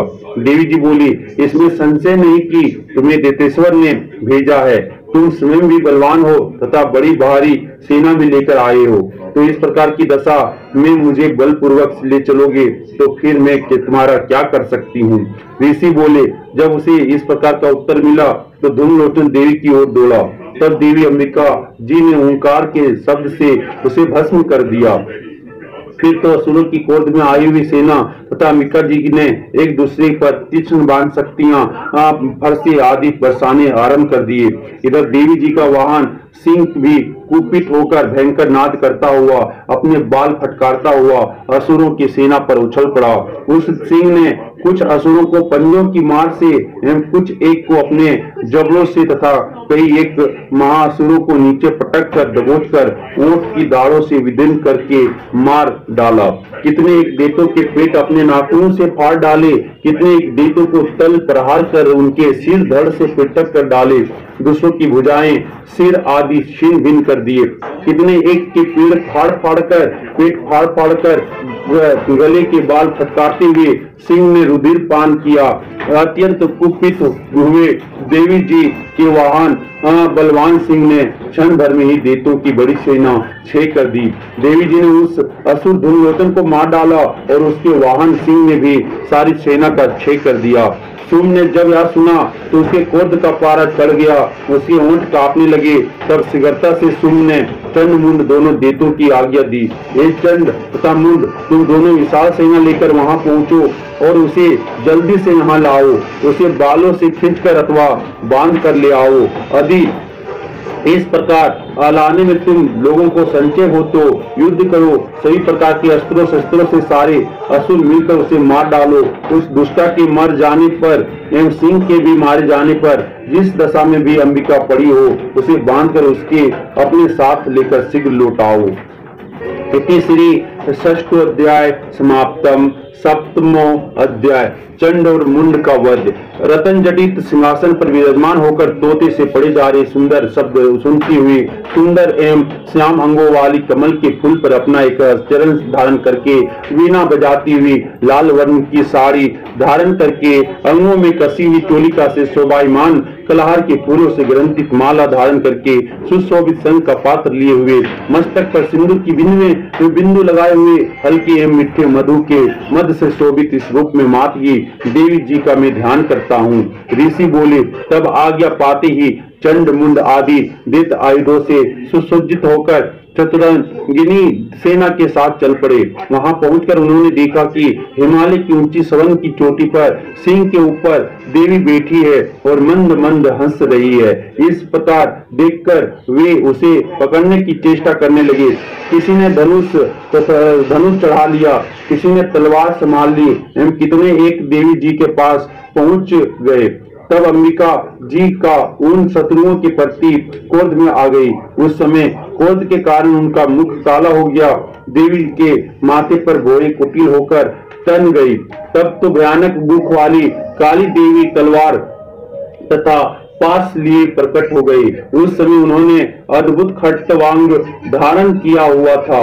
नर मुंडमाला से शोभित थी, चीते के चर्म की साड़ी पहनी थी, शरीर का मांस सूखा दिखाई देता था और अत्यंत भयानक रूप था। उन्होंने मुख को विस्तार से खोल रखा था। लपलपाती हुई जीवा और भी भयंकर थी। धंसी हुई लाल लाल आंखें थी। गर्जना से सभी दिशाओं को भर दिया था। तब वे बड़े वेग से दैत्य सेना पर टूट पड़ी। बड़े बड़े असुरों को मारती हुई उनका भस्म करने लगी। दैत्य सेना के पार्षद अस्त्रों को, अंकुशधारियों को, महावत तथा योद्धाओं को, घंटों के साथ कितने ही हाथियों को एक ही हाथ से पकड़कर मुंह में डालने लगी। इसी प्रकार योद्धाओं को, घोड़ों के साथ रथों को एवं सारथियों को भी मुंह में डाल डालकर अत्यंत भयानक रूप से दांतों से उन्हें चबाती जाती थी। किसी के केस पकड़ लेती तो किसी की गर्दन दबा डालती, किसी को पैरों से दबोच देती तो किसी को छाती से धकेल कर मार गिराती। वे असुरों के द्वारा छोड़े हुए अस्त्रों को मुंह से पकड़ती जाती और दांतों से पीसती जाती थी। काली जी ने इस प्रकार बलवान दुरात्मा असुरों की वह सेना और कुचल डाली, भस्म कर डाली। कितने असुरों को मार पीट दिया। देवी ने कुछ एक तलवार से काट गिराए, कुछ एक खटवांग से पीट दिए गए और कुछ एक दांतों से कुचल दिए। क्षण भर में असुरों की वह सारी सेना मार पीट कर गिराया दी। आज देखकर चंड उन भयानक काली देवी की ओर दौड़ा। इधर महाअसुर मुंड ने भी महाभयंकर बाणों की वर्षा से एवं सशस्त्रों से चलाए हुए चक्रों द्वारा उस भयानक आंखों वाली देवी को ढांप दिया। वे अनेक चक्र देवी के मुख में प्रवेश करते हुए इस प्रकार दिखाई देने लगे जैसे बहुत से सूर्य बिंब बादलों के पेट में समाते जा रहे हो। तब तो जिसे भयानक मुंह के भीतर जिनका देख सकना भी कठिन था, ऐसे दांतों के प्रकाश से दमकती हुई अत्यंत क्रोध में अचानक भयानक गर्जन करती हुई वह काली देवी भीषण हताश करने लगी। हाँ करती हुई बहुत बड़ी तलवार लिए वह देवी चंड पर कूद पड़ी। उसे बालों से पकड़कर उसी तलवार से झट चंड का सिर काट दिया। तब चंड को इस प्रकार मारा गया देखकर मुंड देवी की ओर दौड़ा। कुपिता काली ने तलवार से उसे भी मारकर पृथ्वी पर गिरा दिया। चंड तथा महाबली मुंड को मरा हुआ देखकर और सेना का नाश भी देखकर बची खुची सेना भयभीत होकर इधर उधर भाग गई। इसके अनंतर काली ने चंड तथा मुंड के सिर हाथ में ले लिए। फिर भयानक अट्टहास करती हुई चंडिका के पास पहुंचकर बोली, मैंने यह चंड और मुंड नामी महापशु आपकी भेंट चढ़ा दिए। जब तो युद्ध यज्ञ में सुम निशुम का आप स्वयं ही वध करना। ऋषि बोले, अपने सम्मुख लाए गए मुंड महा असुरों को देखकर कल्याणी चंडिका देवी काली से ललित वचन बोली, हे देवी काली के, चूंकि तुम चंड मुंड को लेकर मेरे पास चली आई हो, इस कारण लोक में चामुंडा नाम से तुम्हारी ख्याति होगी। इति श्री सप्तमोध्याय समाप्तम। अष्टमो अध्याय रक्त बीजवध। जो लाल वर्ण वाली है, जिनकी आंखों से दया लहर रही है, जिन्होंने हाथों में पास अंकुश बाण और धनुष उठाया हुआ है, अनिमा आदि का सिद्धि रूपी किरणों से जो अविद्य है, इस प्रकार की भवानी देवी की मैं भावना करता हूँ। ऋषि बोले, चंड तथा मुंड दोनों दैत्यों के मारे जाने पर एवं बहुत सी सेना के क्षय हो जाने पर असुर राज महाप्रतापी शंभु के चित्त में भारी क्रोध पैदा हो गया। उसने सभी दैत्यों की सेना को युद्ध के लिए आज्ञा दे दी। उसने कहा, आज युद्ध नामक 86 सेनापति अपनी सारी सेना को साथ लेकर चलें।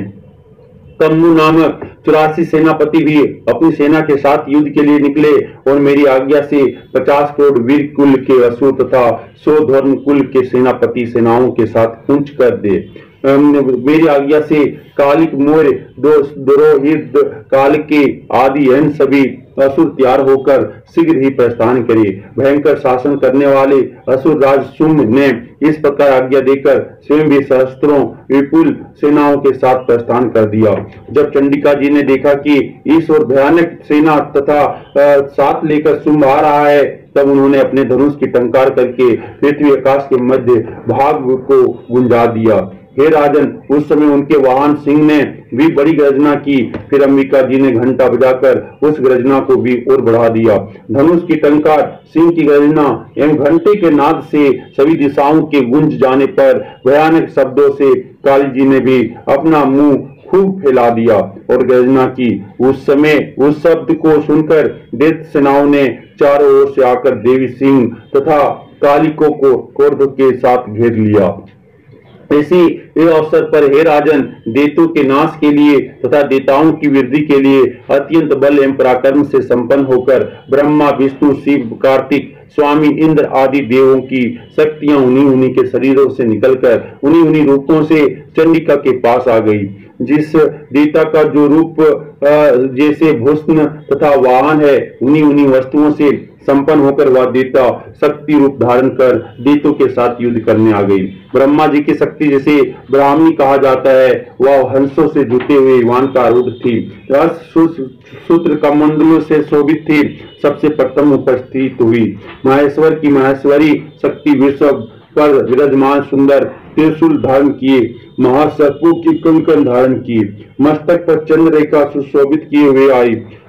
कार्तिक स्वामी की शक्ति हाथ में शक्ति लिए सुंदर मोर पर आरूढ़ गु रूपिणी कुमारी अंबिका शक्ति दैत्यों से युद्ध करने आई। वैसे ही विष्णु की शक्ति गरुड़ पर सवार होकर शंख, चक्र, गदा, सांग एवं खंग हाथों में लिए वैष्णवी शक्ति आ गई। यज्ञवराह का विचित्र रूप धारण करने वाले विष्णु की वराह शक्ति वैसा ही शरीर धारण करके वहां आई। नृसिंह जी के समान शरीर को धारण किए गर्दन के बालों के फटकारने से आकाश के तारों को बिखेरती हुई नारसिंगी शक्ति वहां आ पहुंची। इंद्र की शक्ति इंद्र के समान रूप वाली 1000 नेत्र धारण किए वर्ज हाथ में लेकर ऐरावत गजरात पर आरूढ़ होकर वहां आ गई। तब उन देव शक्तियों से घिरे हुए शंकर जी ने चंडिका से कहा, मेरी प्रसन्नता के लिए शीघ्र से शीघ्र इन असुरों का संहार करो। तब देवी के शरीर से अत्यंत भयानक सैकड़ों गिरड़ियों की भांति यूं नाद करती हुई बड़ी उग्र चंडिका शक्ति प्रकट हो गई। तब उस अपराजिता देवी ने धुएं जैसी जटा वाले शिव से कहा, हे भगवान, आप दूत बनकर सुम निशुम के पास जावें। वहां जाकर उन महा अभिमानी सुम निशुम दानवों को तथा युद्ध में आए हुए दूसरे दानवों से भी यह कहें कि हे दानवों, यदि तुम लोग जीना चाहते हो तो त्रिलोकी का राज्य इंद्र प्राप्त करें, सभी देवता यज्ञ का भाग पावें और तुम लोग पाताल में चले जाओ। यदि तुम्हें कुछ बल का अभियान हो और युद्ध अभिलाषा हो तो आ जाओ, तुम्हारे मांस से यह या मेरी अग्नियां तीर्थ हो जाएं। इस दूत में स्वयं शिव जी को ही देवी जी ने नियुक्त किया, अतः वह शिव शक्ति संसार में शिव दूती इस नाम से विख्यात हुई। जब शिव जी ने देवी जी के वचन उन महासुरों से कहे तो वे बड़े क्रोध में आ गए और जहां कात्यायनी देवी स्थित थी उस ओर बढ़ने लगे। वहां कोपित होकर उन देव शत्रुओं ने बाण शक्ति, रिष्टि आदि आयुधों से देवी जी का वर्षा करना आरंभ कर दिया। तब टंकार करके धनुष द्वारा पेने पेने बाण छोड़कर देवी जी ने खेल खेल में ही उनके फेंके हुए बाण, शूल, शक्ति, परशु आदि शस्त्रों को काट डाला। फिर काली भी उनके सम्मुख होकर शत्रुओं को शूल के प्रहारों से चीरती फाड़ती, खटवांग से कुचलती मारती विचरण करने लगी। ब्राह्मणी शक्ति भी जिस ओर दौड़ती उसी ओर अपने कमंडल का जल छिड़क देती, जिससे शत्रुओं का पराक्रम स्वयं तेज नष्ट हो जा रहा था। इसी प्रकार माहेश्वरी शक्ति ने त्रिशूल द्वारा, वैष्णवी शक्ति ने चक्र द्वारा एवं अत्यंत कोपरा कुमारी शक्ति ने शक्ति द्वारा उन दैत्यों का क्षय करना आरंभ कर दिया। इंद्रिय शक्ति के गिराने से सैकड़ों दैत्य दानव विदीर्ण होकर रुधिर के प्रणाली बहाते हुए पृथ्वी पर गिरने लगे। बराही शक्ति ने कुछ एक को टून प्रहार से मार गिराया। कितने एक दैत्यों की छातियां अपने दाढ़ों के अग्र भाग से चीर डाली और चक्र द्वारा बहुत से दैत्य चीर फाड़ डाले। कितने एक महादैत्यों को नारसिंगी शक्ति अपने नाखूनों से विदीर्ण करके खाने लगी और अपनी गर्जना से दिशाओं तथा आकाश को पूर्ण करती हुई युद्ध स्थल में घूमने लगी। कितने एक दैत्य शिवदूती के कठोर अट्टहास से भयभीत होकर पृथ्वी पर गिरते हुए गए, फिर उन्हें वह खाती गई। इस प्रकार अत्यंत कुपित होकर अनेक उपायों द्वारा बड़े बड़े दैत्यों को मारते हुए मातृगणों को देखकर देव शत्रुओं के सैनिक भागने लगे। उन दैत्यों को मातृगणों से पीड़ित होकर भागता हुआ देखकर कुंद्र महाअसुर रक्तबीज युद्ध करने के लिए आया। रक्तबीज के वज्रमय शरीर से एक भी रुधिर बिंदु जब पृथ्वी पर गिरता तब उसी के समान बलवान असुर पैदा हो जाता। तो उस महाअसुर ने आकर इंद्र शक्ति के साथ युद्ध किया। तब इंद्र शक्ति ने अपने वज्र द्वारा रक्त बीज की ताड़ना की। वज्र के लगते ही उसके शरीर से बहुत सा रुधिर बहने लगा। रुधिर की एक एक बूंद से बहुत से योद्धा पैदा हो गए, जिनका रूप पराक्रम रक्त बीज के ही समान था। जितनी भी रक्त की बूंद शरीर से गिरी थी, उनके उतने ही उसी के सदृश बलवीर युक्त पराक्रमी पुरुष उत्पन्न हो गए। वे रक्त से उत्पन्न हुए पुरुष भी अत्यंत भयानक अस्त्र शस्त्रों से सुसज्जित थे। वे मातृगणों के साथ लड़ने लगे। फिर इंद्रिय शक्ति ने वज्रपात से उसका सिर क्षत विक्षत कर दिया। उससे रुधिर बह उठा। तब फिर हजारों पुरुष उस रुधिर से पैदा हो गए। वैष्णवी शक्ति ने उस चक्र द्वारा उसे मारा। इंद्र ने गद्दा उस असुर राज की ताड़ना की। वैष्णवी के चक्र से क्षत होने पर उसके शरीर से जीवनी रुधिर रस्ताव होता हुआ उससे हजारों उसी के समान महाअसुर पैदा हो गए, जिनसे संपूर्ण जगत भर गया। कुमारी ने शक्ति से उसे मारा। वराही ने तलवार से, माहेश्वरी ने महाअसुर रक्तबीज को त्रिशूल से हनन किया। उस दैत्य ने भी गद्दा द्वारा सभी मातृगणों को पृथक मारा। उस समय रक्तबीज बड़े क्रोध में भरा हुआ था। शक्ति, शूल आदि आयुध से कई बार क्षत विक्षत होने पर उसके शरीर से रक्त प्रवाह के पृथ्वी पर गिरते ही सैकड़ों असुर उत्पन्न हो चुके थे। दैत्य के रुधिर से उत्पन्न उन असुरों से सारा जगत व्याप्त हो गया। तब तो देवता अत्यंत भयभीत हो गए। देवताओं ने को डरा हुआ एवं उदास देखकर तब शीघ्र ही चंडिका ने काली से कहा, हे चामुंडे, आप अपना मुख तुम और भी विस्तार से फैला दो। अब मेरे शस्त्र पास से गिरते हुए रुधिर बिंदु तथा बिंदुओं से उत्पन्न महादीतों को अपने वेगवान मुख द्वारा खाती जाओ। युद्ध में रुधिरोत्पन्न इन महान दीतों को भस्म करती हुई तुम घूमती रहो, तभी इस दैत्य का रुधिर क्षीण होगा। इसी प्रकार इसका क्षय होगा। तुम्हारे द्वारा इस प्रकार खाई जाने पर फिर यह भयानक नए दैत्य पैदा नहीं हो सकेंगे। इस प्रकार का चंडिका जी ने रक्त बीज पर त्रिशूल से प्रहार किया। फिर काली ने रक्त बीज का रुधिर मुख में ग्रहण कर लिया। उस दैत्य ने भी चंडिका पर गद्दा चलाई, किंतु उस गद्दा पात द्वारा चंडिका को कुछ थोड़ी सी भी वेदना ना हुई। रक्त बीज के क्षत विक्षत शरीर से बहुत सा रुधिर गिरने लगा। उसे चामुंडा मुख द्वारा पीती गई और रक्तपात से जो दैत्य उत्पन्न हो गए थे उन्हें भी मुख में डालती गई। इस प्रकार चामुंडा ने सभी दैत्य खा डाले और रक्त बीज का रुधिर भी पी डाला। तब तो देवी ने शूल, वज्र, बाण, तलवार, दृष्टि आदि आयुधों से रुधिरहीन महाअसुर रक्त बीज को मार दिया। शस्त्र समूह से आहत होकर वह पृथ्वी पर गिर पड़ा। हे राजन, उसका रुधिर तो चामुंडा ने पी ही लिया था। इस प्रकार उसकी मृत्यु होने पर देवता परम प्रसन्न हुए। मातृगण उसके रुधिर पान के मद से उद्यत होकर नृत्य करने लगे। इति श्री अष्टमोध्याय समाप्तम। नवम अध्याय निशुम्भ वध। जो बंदूक के समान रक्त वर्ण एवं स्वर्ण के समान पीत वर्ण है, अपने भुज दंडों में सुंदर रुद्राक्ष माला, पास तथा वरदायनी मुद्राएं धारण कर रहा है। इस प्रकार अर्ध चंद्रमा के आभूषणों से शोभित 3 नेत्र वाले अर्धनारीश्वर स्वरूप से श्री विग्रह की मैं निरंतर शरण लेता हूँ। राजा बोला, हे भगवान, आपने रक्त बीज के वध से संबंध रखने वाले श्री देवी जी के चरित्र का महात्म्य विचित्र प्रकार से कह सुनाया है। अब मैं रक्त बीज के वध हो जाने पर महान क्रोधी शुंभ तथा निशुम्भ ने जो कर्म किया हो उसे सुनना चाहता हूँ। ऋषि बोले, हे राजन, रक्त बीज के मर जाने पर एवं युद्ध में अन्य असुरों के भी मारे जाने पर शुंभ निशुम्भ दैत्य का क्रोध बढ़ गया। अपनी सारी सेना का नाश होता देखकर निशुम्भ के क्रोध का पारा चढ़ गया। फिर दैत्यों की प्रधान सेना को साथ लेकर निशुम्भ युद्ध में दौड़ आया। उसके आगे पीछे दाएं बाएं बड़े बड़े दैत्य थे। वे क्रोध के मारे ओठ काट रहे थे। वे सभी देवी को मार डालने के लिए आ गए। कुपित होकर शुंभ की अपनी सेना के साथ मातृगणों से लड़कर चंडिका को मार डालने की इच्छा से आ गया। तब देवी जी के साथ शुंभ निशुम्भ का बड़ा भारी युद्ध होने लगा। दोनों दैत्य बादलों की तरह बाणों की वर्षा करने लगे। अपने बाणों के समूह से चंडिका ने उनके बाण काट दिए। फिर शस्त्रों समूह से उन दैत्यों के अंगों पर प्रहार किया। निशुम्भ ने तीखी तलवार तथा चमचमाती ढाल उठा ली और देवी के पराक्रमी वाहन सिंह के सिर पर प्रहार किया। अपने वाहन पर इस प्रकार प्रहार होता देखकर देवी ने सुत नामक बाण द्वारा निशुम्भ की बड़ी तलवार तथा 8 चंद्रों वाली ढाल काट दी।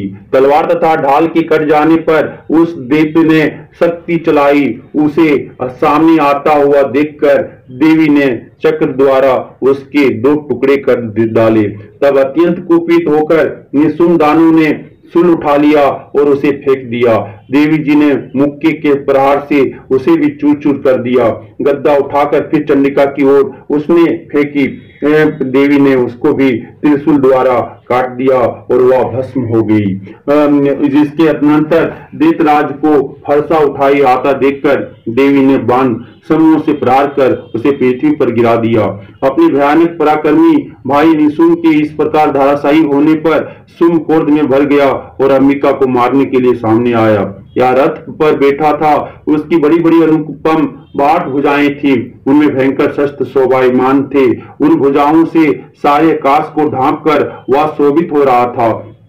उसे इस प्रकार आता देखकर देवी ने शंख बजाया और धनुष का अत्यंत दुस्साहस टंकार किया। समस्त दैत्यों के तेज को हरने वाले अपने घंटे का शब्द करके उससे दिशाओं को भर दिया। तब सिंह ने भी बड़ी बड़े हाथियों के महामद को चूर करने वाली गर्जना लगाई। उससे आकाश पृथ्वी एवं दसों दिशाएं गूंज उठी। तब काली ने आकाश में उड़कर पृथ्वी पर दोनों हाथों से ताड़ना की। उस शब्द से पहले के सभी शब्द मंद पड़ गए। तब शिवदूती ने अमल रूप अत्यंत अट्टहास किया। उन शब्दों से दैत्य डर गए और सूर्य के क्रोध का पारा चढ़ गया। फिर जब अंबिका ने कहा कि हे दुरात्मन ठहर ठहर, तब आकाश में स्थित देवता जय जयकार करने लगे। सूर्य ने आगे बढ़कर आग बरसाती हुई भयानक शक्ति चलाई और अग्नि के पहाड़ की तरह उसे आती हुई देखकर देवी ने अग्नि की भरी उल्का से उसे हटा दिया। सूर्य ने फिर सिंहनाद किया। उससे त्रिलोकी गूंज उठी। हे राजन, उस सिंहनाद का इतना घोर शब्द था जैसे कि वज्रपात हो। उसने बाकी दैत्यों को परास्त कर दिया। तब सूर्य द्वारा छोड़े हुए बाणों को देवी ने तथा देवी द्वारा चलाई बाणों को सूर्य ने अपने अपने उग्र बाणों द्वारा सैकड़ों टुकड़े कर दिए। तब चंडिका ने कुपित होकर सूर्य को शूल से मारा। उसके लगते ही वह मूर्छित होकर पृथ्वी पर गिर पड़ा। इतने में निशुम्भ चेतने होकर वहां पहुंच गया। उसने हाथ में धनुष लेकर बाणों से काली तथा सिंह पर प्रहार किया। उस दानव राज ने अपनी 10,000 भुजाएं बना ली। फिर चक्रों का प्रहार करने लगा और चंडिका जी को आशादित कर दिया। तब घोर संकटों का नाश करने वाली भगवती दुर्गा ने अपने बाणों से उन चक्रों तथा सभी बाणों को काट गिराया। तब निशुम्भ दैत्य सेना से आवृत होकर चंडिका के वध के लिए हाथ में गद्दा लेकर बड़े वेग से भागा। वेग से आते हुए उसकी गद्दा को तीखी तलवार के द्वारा चंडिका ने काट दिया। फिर दैत्य ने शूल उठा लिया। हाथ में लिए उस देवी पीड़क निशुम्भ को आता हुआ देखकर चंडिका ने अपना शूल वेग से चलाकर उसकी छाती बिंद दी। उसकी छाती के फटते ही उसकी छाती से एक और महाबली पुरुष निकला। वह खड़ी रह इस प्रकार कहने लगा। उस निकलते हुए पुरुष की बात सुनते ही देवी हताश करके हंसी और तलवार से उसका सिर काट दिया। तो वह पृथ्वी पर गिर पड़ा। तब भयानक दाढ़ों वाला सिंह दाढ़ों से दैत्य के सिर खुरच कुचल कर खाने लगा। इसी प्रकार काली है तथा शिवदूती ने बहुत से दैत्यों का भस्म कर डाला। कितने एक दैत्य तो कुमारी की शक्ति से नष्ट हो गए एवं कितने एक ब्राह्मणी के मंत्र पवित्र जल द्वारा तेजोहत होकर भाग गए। कई एक महाईश्वरी शक्ति से छीन भिन्न होकर गिर गए। कितने एक वराही शक्ति से टूल प्रहार से चूर्ण होकर पृथ्वी में समा गए। वैष्णवी शक्ति ने चक्र द्वारा दानियों को टुकड़े टुकड़े कर डाला। इंद्र के हाथ से छूटे हुए वज्र द्वारा कितने कम पुरी पहुंचे। इसी प्रकार कुछ एक को तो असुर नष्ट हो गए, कुछ एक घोर संग्राम से भाग गए एवं कितने एक दैत्यों को काली तथा शिवदूती ने खा डाला और कई एक सिंह के ग्रास बन गए। इति श्री 9वां अध्याय समाप्तम।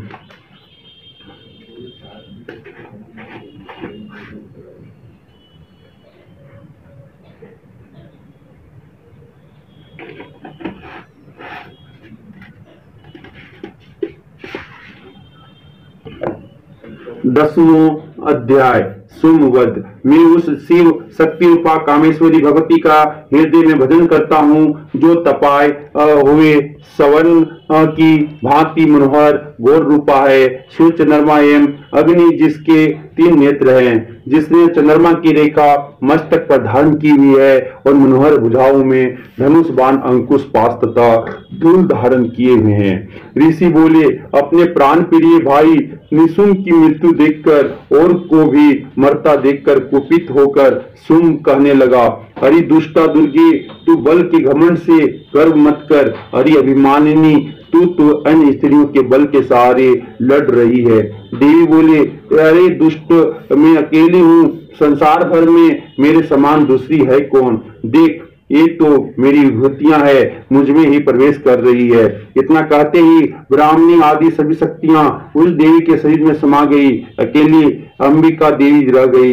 देवी बोली, मैं अपनी ऐश्वर्य शक्ति अनेक विभूतियों के रूपों में पहले यहाँ विद्यमान थी, अब सभी रूप मैंने समेट लिए। अब तो अकेली मैं ही युद्ध में खड़ी हूँ, तू भी स्थिर हो जा।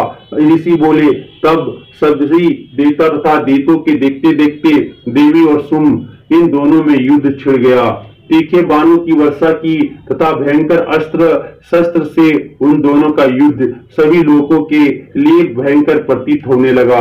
अंबिका जितने भी दिव्य अस्त्र छोड़ती जाती, दैत्येंद्र उन्हें निवारक अस्त्रों द्वारा तोड़ता जाता। इसी प्रकार परमेश्वरी अंबिका भी खेल में ओंकार आदि शब्दों द्वारा दैत्य के छोड़े हुए दिव्य शस्त्रों को तोड़ती गई। तदंतर असुर ने सैकड़ों बाणों से देवी को आच्छादित कर दिया।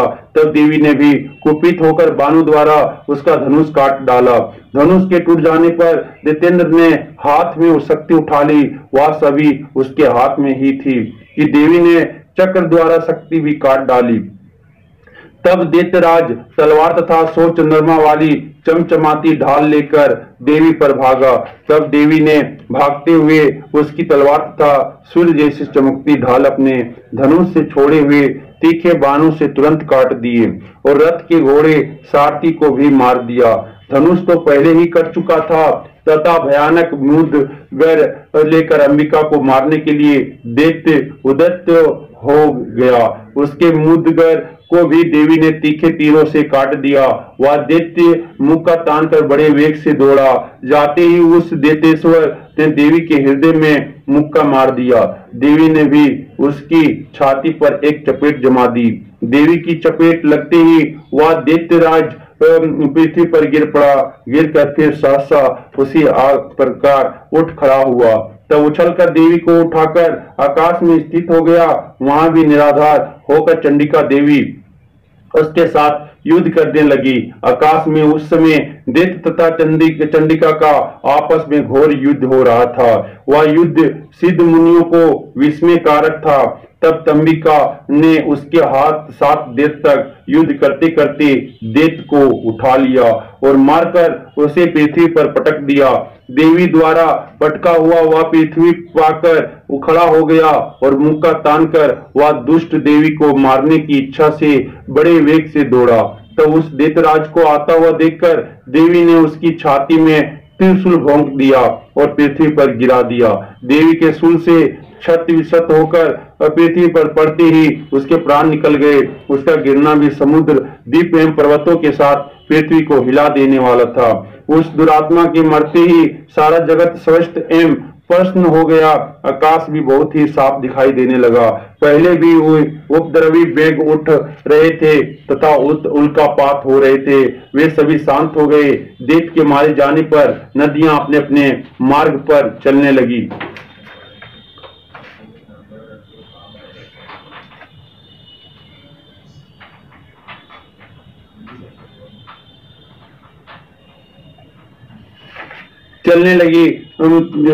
उसकी मृत्यु होते ही सभी देवताओं के वन प्रसन्न हो गए। गंधर्व मानो मनोहर गायन करने लगे। अन्य गंधर्व बाजे बजाने लगे। अप्सरागण नाचने लगी। वायु पवित्र होकर चलने लगी। सूर्य उज्जवल होकर चमकने लगा।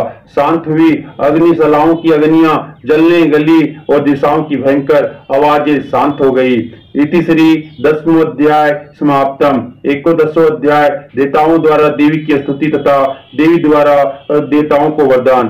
प्रातः काल के सूर्य के समय जिसकी अंगों की कांति है, जिसके मस्तक पर चंद्रमा का किरीट मुकुट है, ऊंचे उठे हुए जिसके युगल स्तन है, तीनों नेत्रों से जो शोभित है, जो मंद मुस्कुराहट वाले मुख अरविंद को से शोभायमान है, अभय सुंदर वाले हाथों में जिसने वरदायक अंकुश पास धारण किए हुए हैं, ऐसी भुवनेश्वरी देवी का मैं भजन करता हूँ। ऋषि बोले, देवी जी ने जब दैत्यराज महासुर शुंभ का वध कर दिया, तब इंद्र आदि का सभी देवता अग्नि को मुख्य करके अपने मनोरथ सिद्धि के लाभ से सभी 10 दिशाओं को अपने मुख कमलों के तेज से प्रकाशित करते हुए कात्यायनी देवी की स्तुति करने लगे। देवता बोले, हे शरणोगतों के संकट निवारणी देवी, हम पर प्रसन्न होजिए। सारे जगत की माता प्रसन्न होजिए। हे विश्वेश्वरी विश्व की रक्षा कीजिए। हे देवी आप ही अक्षर अक्षर की स्वामिनी हो, आप ही एकमात्र जगत का आधार हो, पृथ्वी स्वरूप से विराज रही हो। हे देवी जी आपका पराक्रम अलंघनीय है, आप ही तो जो जल स्वरूप में स्थित होकर इस सारे विश्व को तृप्त कर रही हो। अनंत पराक्रम वाली हो, आप ही वैष्णवी शक्ति हो, विश्व भर की परम बीज माया भी आप हो। हे देवी आपने इस सारे जगत को मोहित कर रखा है, पृथ्वी पर आपकी प्रसन्नता से ही मुक्ति का लाभ होता है। हे देवी जी विद्याएं आपका भेद है, जगत भर की स्त्री सब आपकी ही मूर्तियां है। हे जगदम्बे आप अकेली ने सारे जगत को व्याप्त किया हुआ है, आपकी स्तुति क्या हो सकती है, आप तो स्तुति से परे हो एवं परावाणी हो, जबकि आप सबकी आधार एवं स्वर्ग मुक्ति देने वाली हो। इसी से आपकी स्तुति हो गई, आपकी स्तुति के लिए अन्य कौन सी उत्तम उक्तियां हो सकती है। सारे जनों के हृदय में बुद्धि रूप होकर आप ही स्थित हो। हे देवी स्वर्ग एवं मोक्ष देने वाली नारायणी आपको नमस्कार हो। कला काष्ठा अकादिक रूप से अवस्थाओं को कर्म से बदल देने वाली विश्व के संगार में शक्ति रूपा हे नारायणी देवी आपको नमस्कार हो। हे देवी आप सभी मंगलों को देने वाली मंगला हो, सभी अर्थों को सिद्ध कराने वाली शिवा हो, शरणागत रक्षक हो, तीन नेत्रों वाली हो।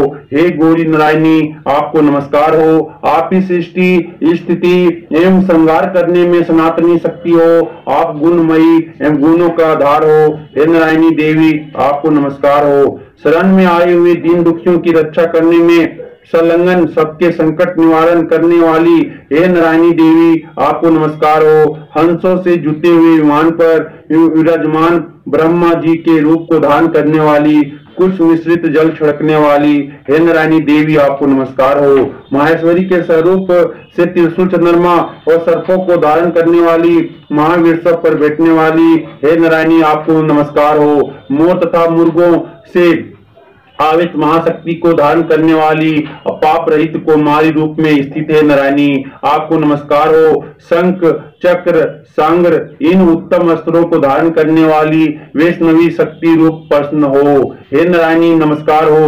हाथ में भयंकर चक्र धारण किए हुए, दाढ़ों पर पृथ्वी उठाए हुए वराह रूप धारणी शिव नारायणी आपको नमस्कार हो।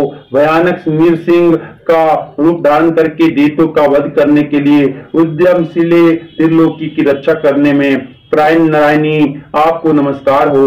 हजार उज्जवल नेत्र धारण करने वाली, कीट धारणी, महावज्र धारणी, वीरतासुर के प्राण हरने वाली इंद्र शक्ति नारायणी आपको नमस्कार हो। श्री दूती के स्वरूप से दैत्यों की बड़ी सेना का नाश करने वाली, महानाद करने वाली भयंकर रूप वाली नारायणी आपको नमस्कार हो।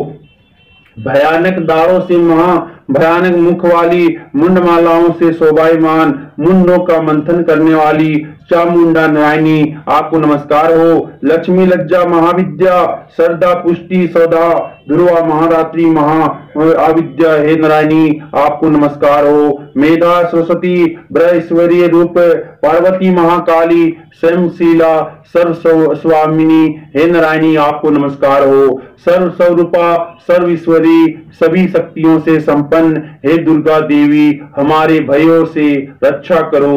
हे देवी आपको नमस्कार हो। या आपका मुख तीनों नेत्रों से भूषित अति सुंदर है, हमारे सभी भयों से रक्षा करो।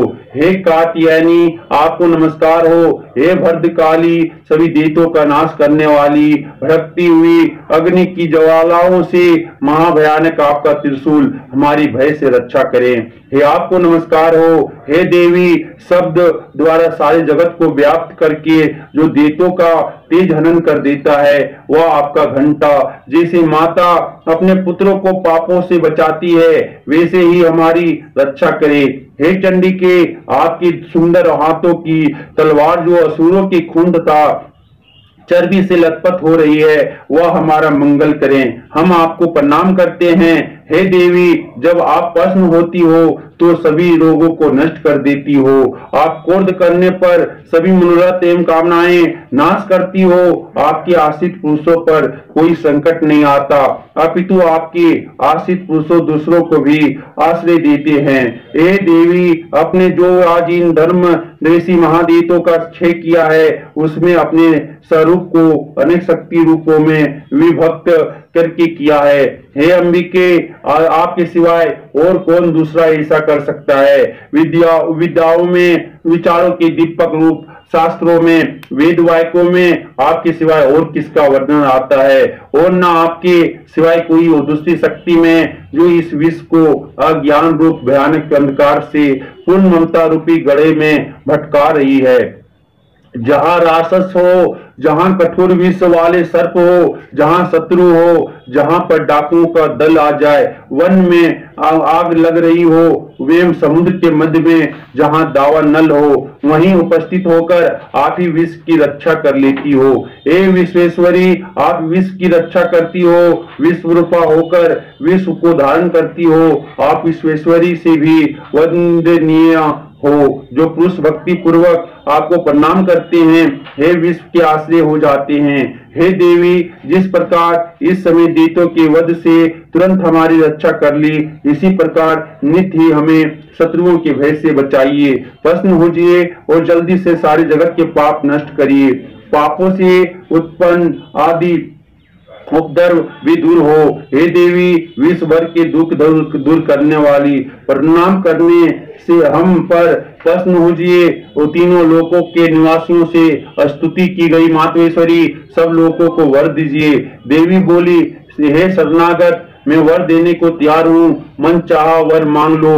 संसार का उपकारक वर मैं अवश्य देती हूँ। देवता बोले, हे सर्वेश्वरी, आप त्रिलोकी के समस्त बाधाएं शांत करें और इसी प्रकार हमारे शत्रुओं का भी नाश करती रहें। देवी बोले, हे देवतागण, वे सवत मनवंतर के 28वें युग के आने पर शुम निशुम नामी दो और महादेव पैदा हो जाएंगे।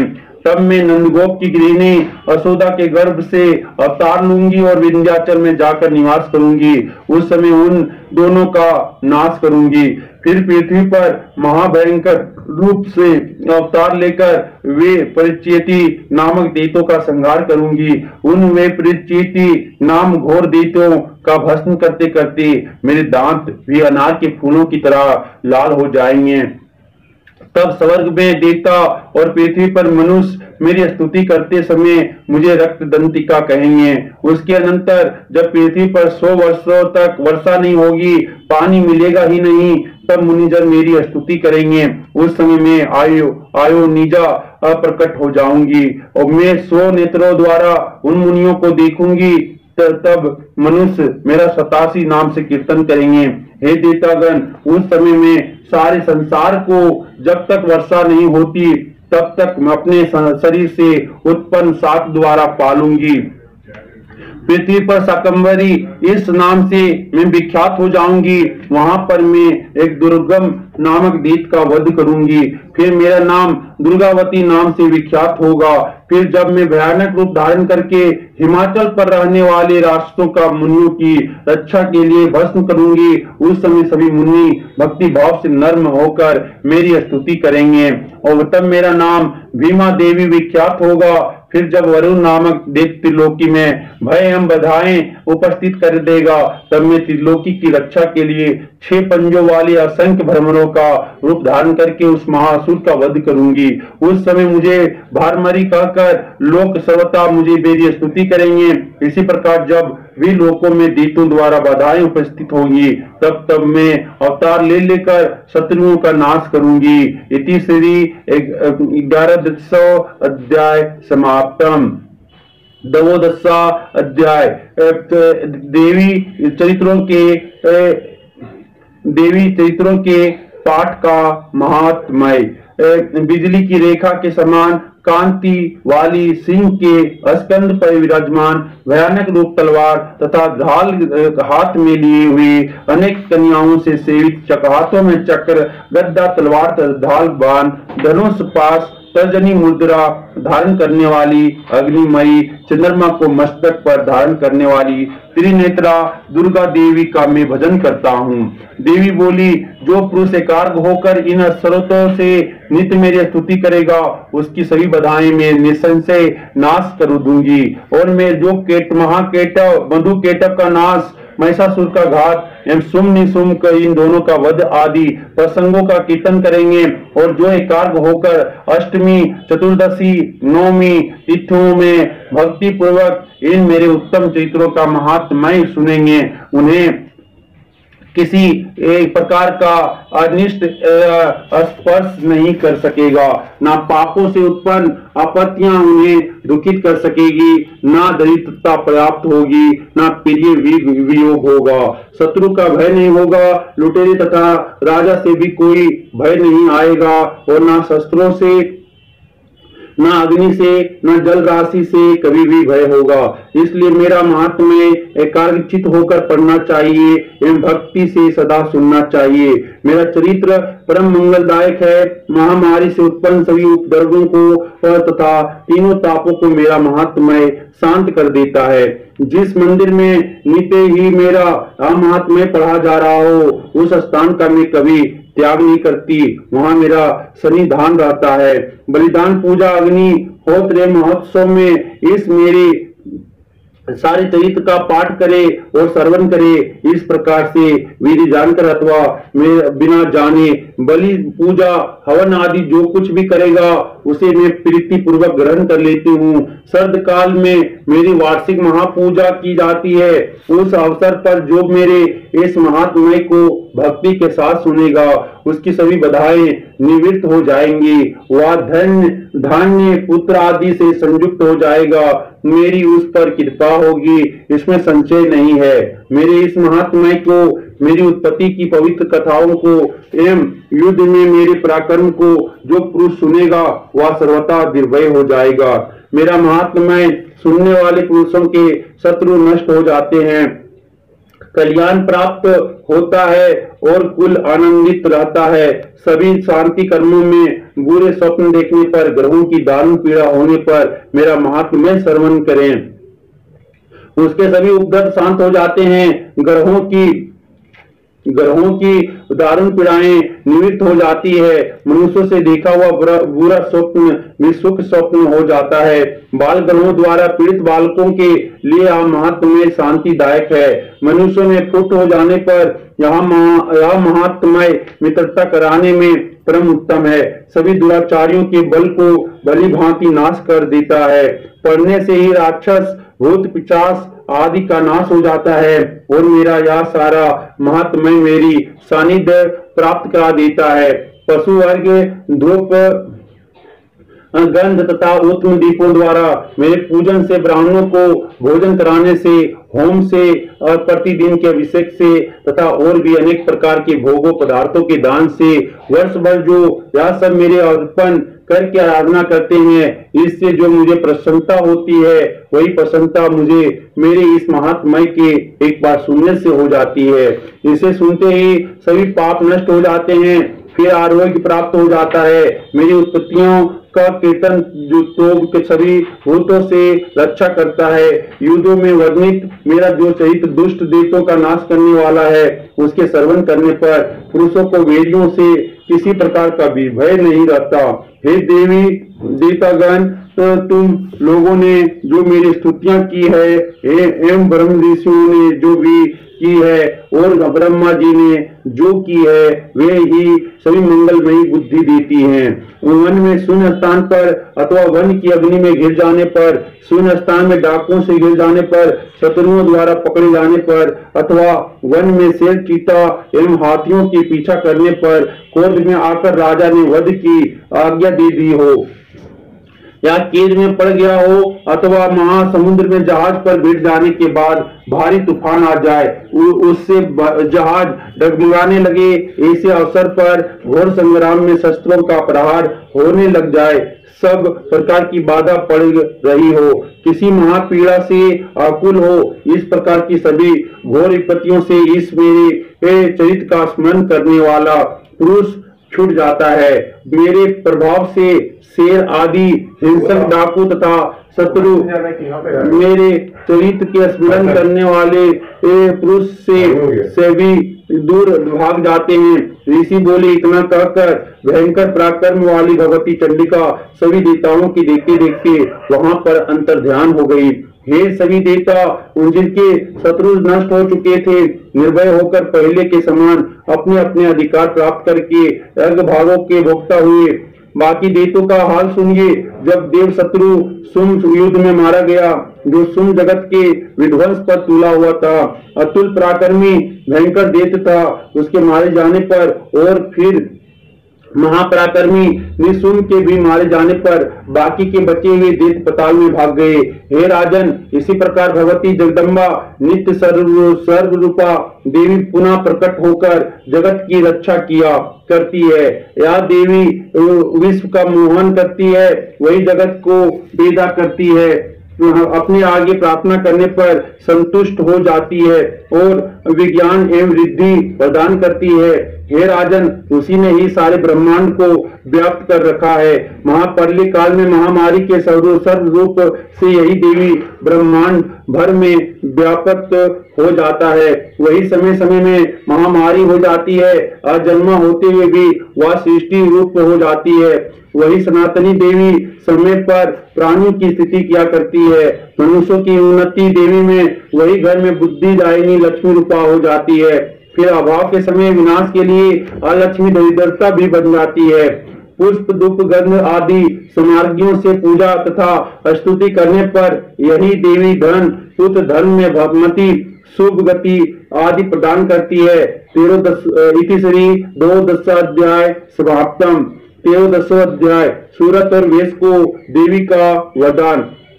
प्रातःकालीन सूर्य के समान प्रकाश वाली, 3 नेत्र तथा 4 भुजाओं वाली, अपनी हाथों में पास अंकुश वर तथा अभय मुद्राओं को धारण करने वाली शिवा देवी का मैं भजन करता हूँ। ऋषि बोले, हे राजन, इस प्रकार मैंने देवी जी का उत्तम महात्म्य तुम्हें कह सुनाया, जिसने इस जगत को धारण कर रखा है। वह देवी इस प्रकार से प्रभाव डालती है, वही विद्या उत्पन्न करती है, उसी भगवान विष्णु की माया ने ही राजन तुमको इस वेश को तथा और भी विवेकवान को जनों को मोहित कर दिया है। यह पहले भी मोहित थे, फिर आगे भी मोहित होंगे, इसी प्रकार दूसरे भी मोहित होंगे। इसलिए हे महाराज, तुम उसी परमेश्वरी की शरण में जाओ, क्योंकि वही देवी इस प्रकार आराधित होकर मनुष्यों को भोग स्वर्ग एवं मोक्ष आदि प्रदान किया करती है। मार्कंडेय जी बोले, इस प्रकार ऋषि के वचन सुनकर उस राजा सूरत ने पर्शवर्तों का पालन करने वाले महाभाग मेधा महर्षि जी को प्रणाम किया। वह राजा ममतादायक राज्य के छिन जाने पर बहुत ही खीन हो चुका था। वह तुरंत ही तप करने के लिए चला गया। हे महामुने, वह वेश भी तप करने चला गया। अंबिका के दर्शन के लिए नदी के किनारे बैठकर तपस्या करने लगे। वह वेश देवी जी के परम उत्तम सुख का जप करने लगा। इस प्रकार उन दोनों ने देवी आराधना के लिए नदी के किनारे मृतिका की देवी जी की मूर्ति बनाई। फिर धूप दीप हवन तर्पण आदि से धीरे धीरे आहार छोड़ा करते हुए निराहार होकर एकाग्रता से देवी जी में मन लगाकर देवी जी की आराधना करने लगे। उन दोनों ने बलि प्रदान के समय अपने अंगों के रुधिर का प्रोक्षण किया। इसी प्रकार संयम पूर्वक 3 वर्ष पर्यंत आराधना करते रहे। तब तो जगत को धारण करने वाली देवी ने प्रत्यक्ष होकर दर्शन दिया और चंडिका जी ने कहा, देवी जी बोले, हे राजन तथा कुलनंदन, वेश तुम दोनों जिस अभिष्ट की प्राप्ति के लिए मेरी प्रार्थना करते रहे हो, वह मुझसे मांगो, मैं प्रसन्न हूँ, तुम्हें सब कुछ दूंगी। मार्कंडेय जी बोले, तब राजा ने तो दूसरे जन्म के लिए अच्छे रहने वाला राज्य मांगा और इस जन्म में शत्रु सेना को बलपूर्वक नाश करके फिर अपने राज्य की प्राप्ति का वर मांगा। वेश का चिंत संसार की क्षीण हो चुका था, इसलिए उस बुद्धिमान ने उस ज्ञान का वर मांगा, जिसके द्वारा संसार की अहंता ममतात्मक आसक्ति नष्ट हो जाए। देवी बोली, हे राजन, थोड़े दिनों तक अपना राज्य पालोगे, कठिनता के बिना ही अपने शत्रुओं का नाश करोगे, वहीं पर तुम्हारा राज्य भी स्थिर हो जाएगा। देहांत होने पर सूर्य देव के अंश द्वारा जन्म पाकर इस पृथ्वी पर आप सर्वानिक नाम से मनु होंगे।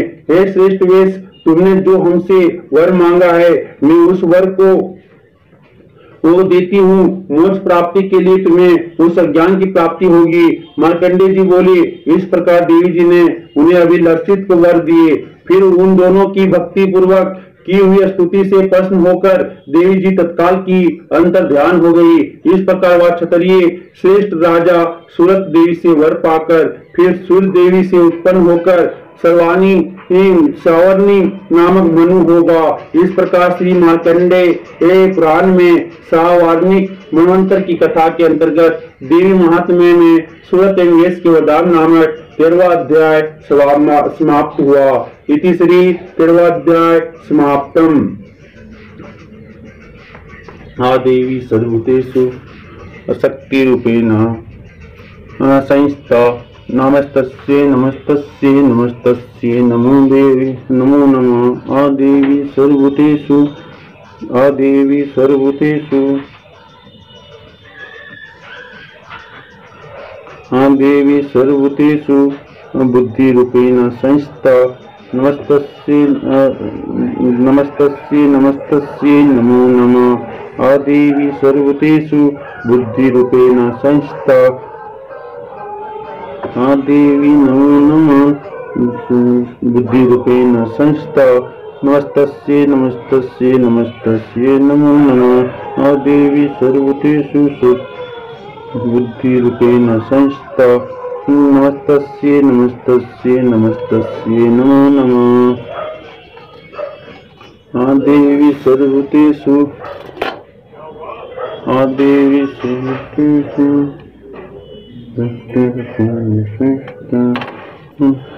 बुद्धि संस्था नमस्तस्यै नमस्तस्यै नमस्तस्यै नमो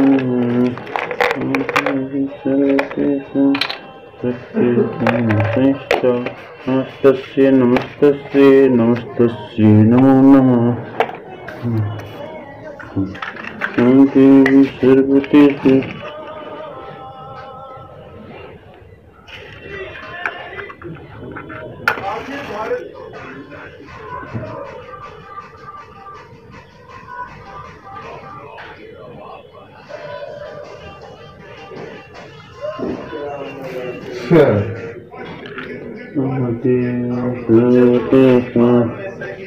IARS क्या कर रहे हो?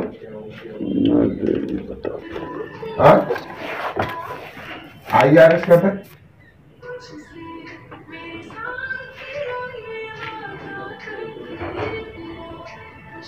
जय अम्बे गौरी मैया जय श्यामा गौरी, तुमको निसी दिन द्यावत हरि ब्रह्मा शिवरी। मांग सिंदूर विराजत टीको मृग मद को, मैया टीको मृग मद को। उज्ज्वल से दो नैना उज्मा चंद्र बदननी को। जय अम्बे गौरी मैया जय श्यामा गौरी। कनक समान कलेवर रक्तांबर राजे, मैया रक्तांबर राजे। रक्त पुष्प गल माला कंठन पर साजे। जय अम्बे गौरी मैया जय श्यामा गौरी। के हरिवाहन राजत खड़ग खपर धारी, मैया खड़ग खपर धारी। सुर नर मुनि जन सेवक तिनके दुखहारी। जय अम्बे गौरी।